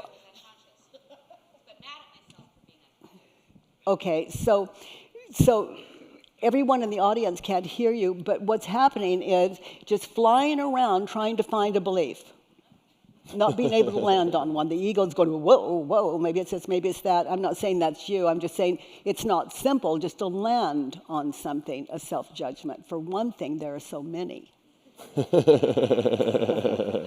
For another thing, it takes. Hi, and welcome to the first ever, I think, Wisdom Practice Day. This was created actually because of you, and we got a lot of feedback. It's like the conference is great, but there's so much conversation and so much activity. What if we had a day that was more practice-focused? And so we're very honored to have two extraordinary teachers with us today. Byron and Katie, who will be on from 9 to 12, and then there'll be a 2-hour break. And then our dear friend John Kabat-Zinn will be guiding us from 2 to 5 p.m. And lunch is on your own, so you'll have 2 hours to figure that out. But I'm really excited for this day because I feel like usually some of you have been to the main conference the last 3 days. I know some of you are just coming fresh today. But particularly for those of us who are at the conference, there's just a lot of activity that happens on a lot of things. And so to have a day to really tune in to our own mind, body, and heart feels like I need it. And I'm hoping some of you need it as well. For Katie's session, it's important that you have a notebook, and I know some of you came in without grabbing one, so we have some more over there. So if you don't have a notebook, we will get you one. There's volunteers. If you raise your hand, or we'll figure out a way to get them some notebooks. Otherwise, the schedule's pretty simple. Katie will be doing the work with people, and that will be introduced when she gets out here. So you don't need to come knowing anything about anything, but just out of curiosity, how many people have done whatever mindfulness meditation before? Is that something that people have done? Awesome. And then how many people are, would you say, somewhat familiar with Katie and the work? Is that? Could you raise your hands one more time? I missed them. Okay. Good to know. So without further ado, I would like to welcome, is there any questions actually before we go? What are the exits to the building? The exits to the building are right here and right there. If you get really nervous and anxious and you just need to take off, that's where you go. Or you just go inside and just ride it out. Whichever one suits your need. Wonderful. Well, without further ado, I will welcome Byron, Katie to the stage.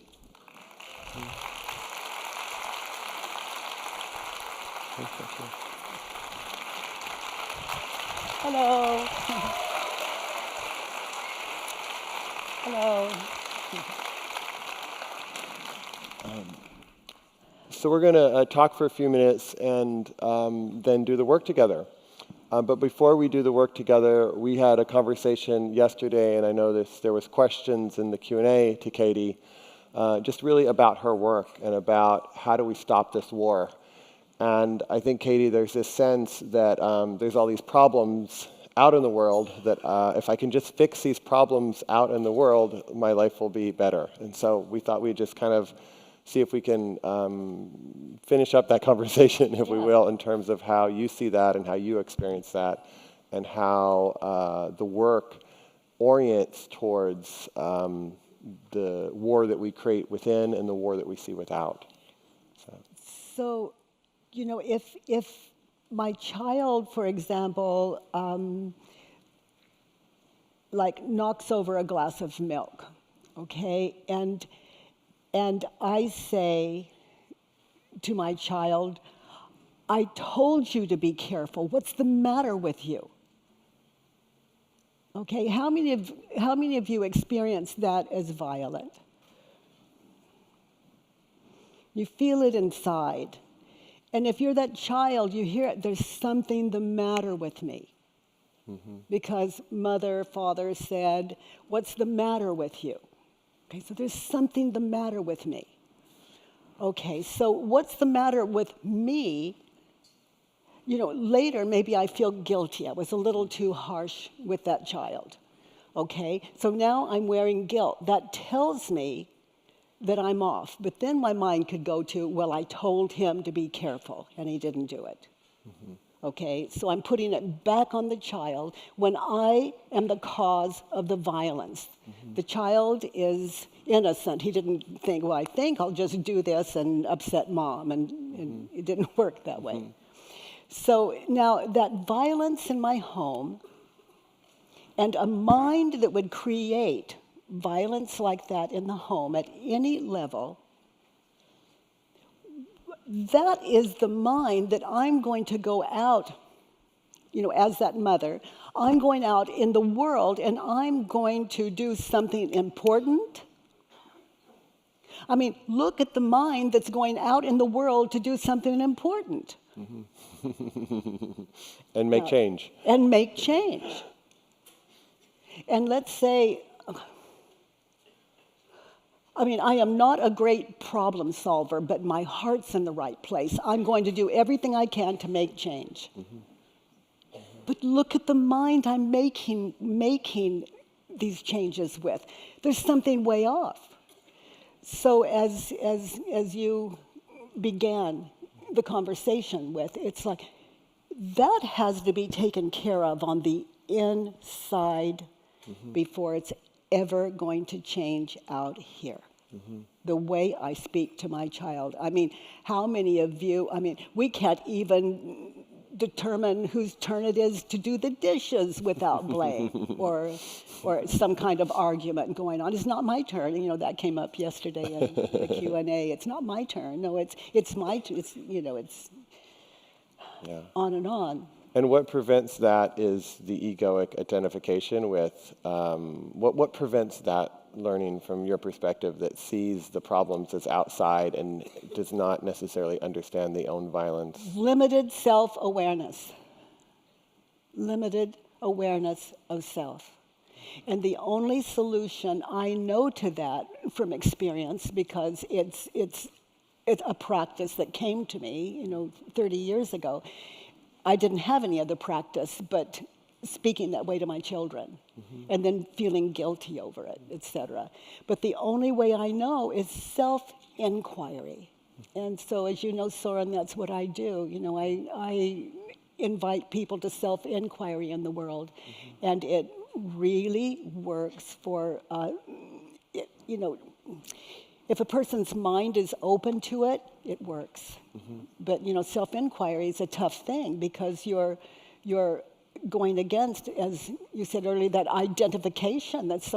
I'm the mother, that's the child. My job is to teach them. My job is to be focused on that child and teach them good manners in the world so they'll have a happy life. Even if it hurts me more than them. And my parents taught me that way, and so I'm going to teach you that way and deal with it. Yeah. So we have like a mass trance going on, a mass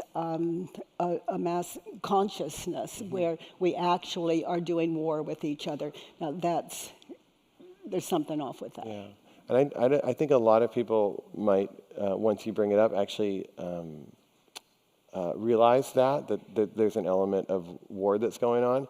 I think the challenge becomes, in those moments, how do we do the turnaround, or how do we begin to shift that? Because it's the shame that often comes up, like, oh shit, I said this when I shouldn't have said this, and this back and forth between unconsciousness, reactivity, and then shame, and self-inquiry gets us out of that channel or out of that. Well, out of that loop. It shifts the mind. Every time we question an assumption or a judgment that we're believing, and we get really quiet in it. And, the work is what I'm talking about here. It's a way to identify and question those judgments and assumptions that are running through my head. For example, my child was unconscious. He just spilled the milk, just unconscious. Okay, so my child was unconscious. Is it true? That's the first question. There are only 4. If there were any more than that, I never could have kept up with it. So, is it true? So now I'm going to just meditate on that moment in time, even though it's the next day. Maybe I'm still feeling guilty, or maybe it was last year. It doesn't matter when it arises. So let's say it's the next day. I'm feeling guilty. So I'm just going to visualize that moment in time again. He's unconscious. Is it true? And now I can see that I didn't even see the child at the table when he knocked it over. I only saw it after the fact. So the answer is no. Can I absolutely know that it's true? I'm going to check again that he's unconscious, having to do in the situation where he spilled the milk. No, so now I'm going to notice the third question, how I react when I believed the thought. He's so unconscious, he's unconscious. Okay, how do I react when I believed the thought? I looked up, I saw the milk, I looked up, I saw his face, and his face looks like, oh hell, here she comes. He looks startled. And how do I react when I think the thought he spilled the milk, he's unconscious? I immediately attack my child. I can see the look on my face. I can see I'm startled, but not from my child, from seeing the glass on the floor. And I can continue to meditate on that moment in time. Do you all see it in your mind's eye? How many of you see that situation in your mind's eye? Would you raise your hands? Yeah. How many of you have been in a similar situation with someone? Yeah. So it's not uncommon. That's what I mean by mass hypnosis. So who would I be in that situation with my child without silence? The work is meditation. It's something we sit in. You know, I ask myself, is it true there's something wrong with me in that situation where I spilled the milk? There's something wrong with me. Is it true? Now, I'm not going to guess. I'm going to look at that moment, even if it's like nanoseconds back. Let's say it's 3 minutes ago I spilled the milk, and now I'm just, mom's going to come in. So I've got to get over the hyperventilation so I can just clean it up in time for her to see this.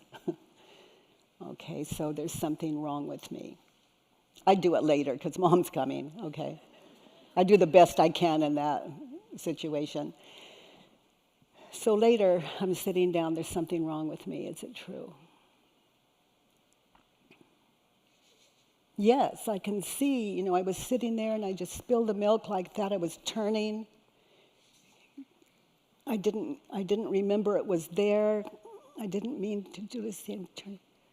There's something wrong with me. Is it true? Yes. Can I absolutely know that it's true? Okay, let me look again. No. You see how my answer changed? How many of you see why my answer changed? Okay, you're in self-inquiry. Okay, is it true? The first time I saw, I just turned and it happened, I should have looked. So, no, I'm innocent. I can't remember what I can't remember. Can I absolutely know that it's true? There's something wrong with me.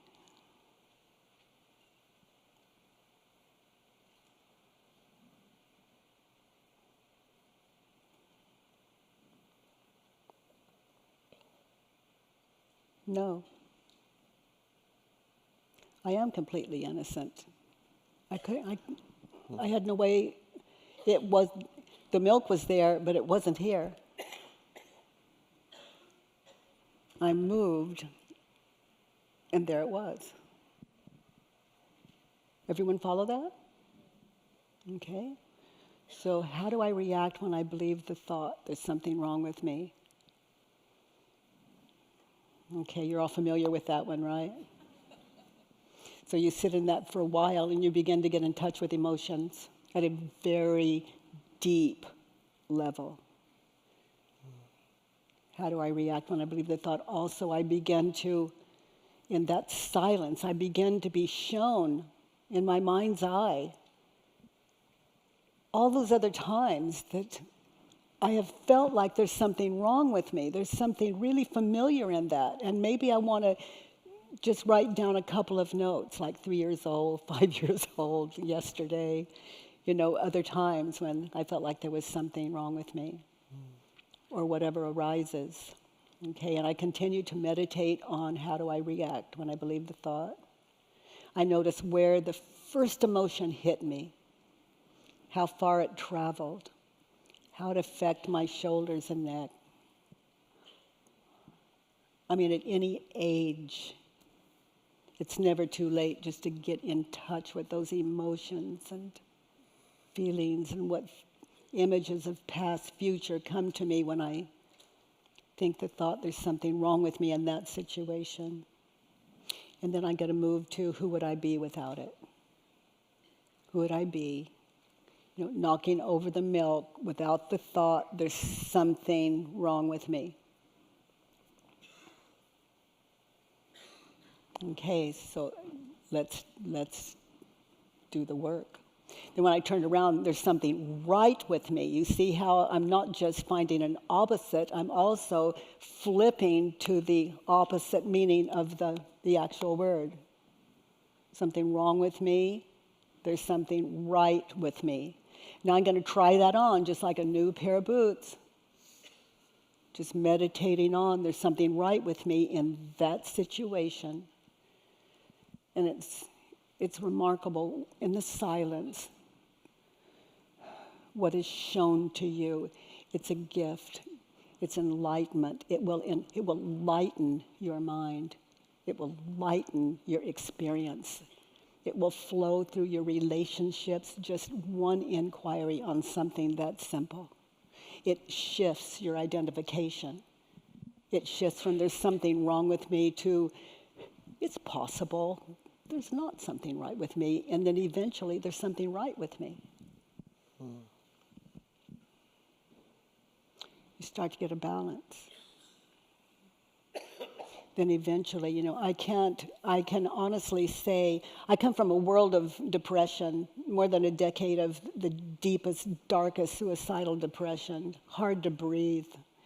And I can honestly say that I haven't felt the slightest depression in over 3 decades. And I was a pretty hopeless case. But this inquiry found me, and it's like I just dug my way out of hell.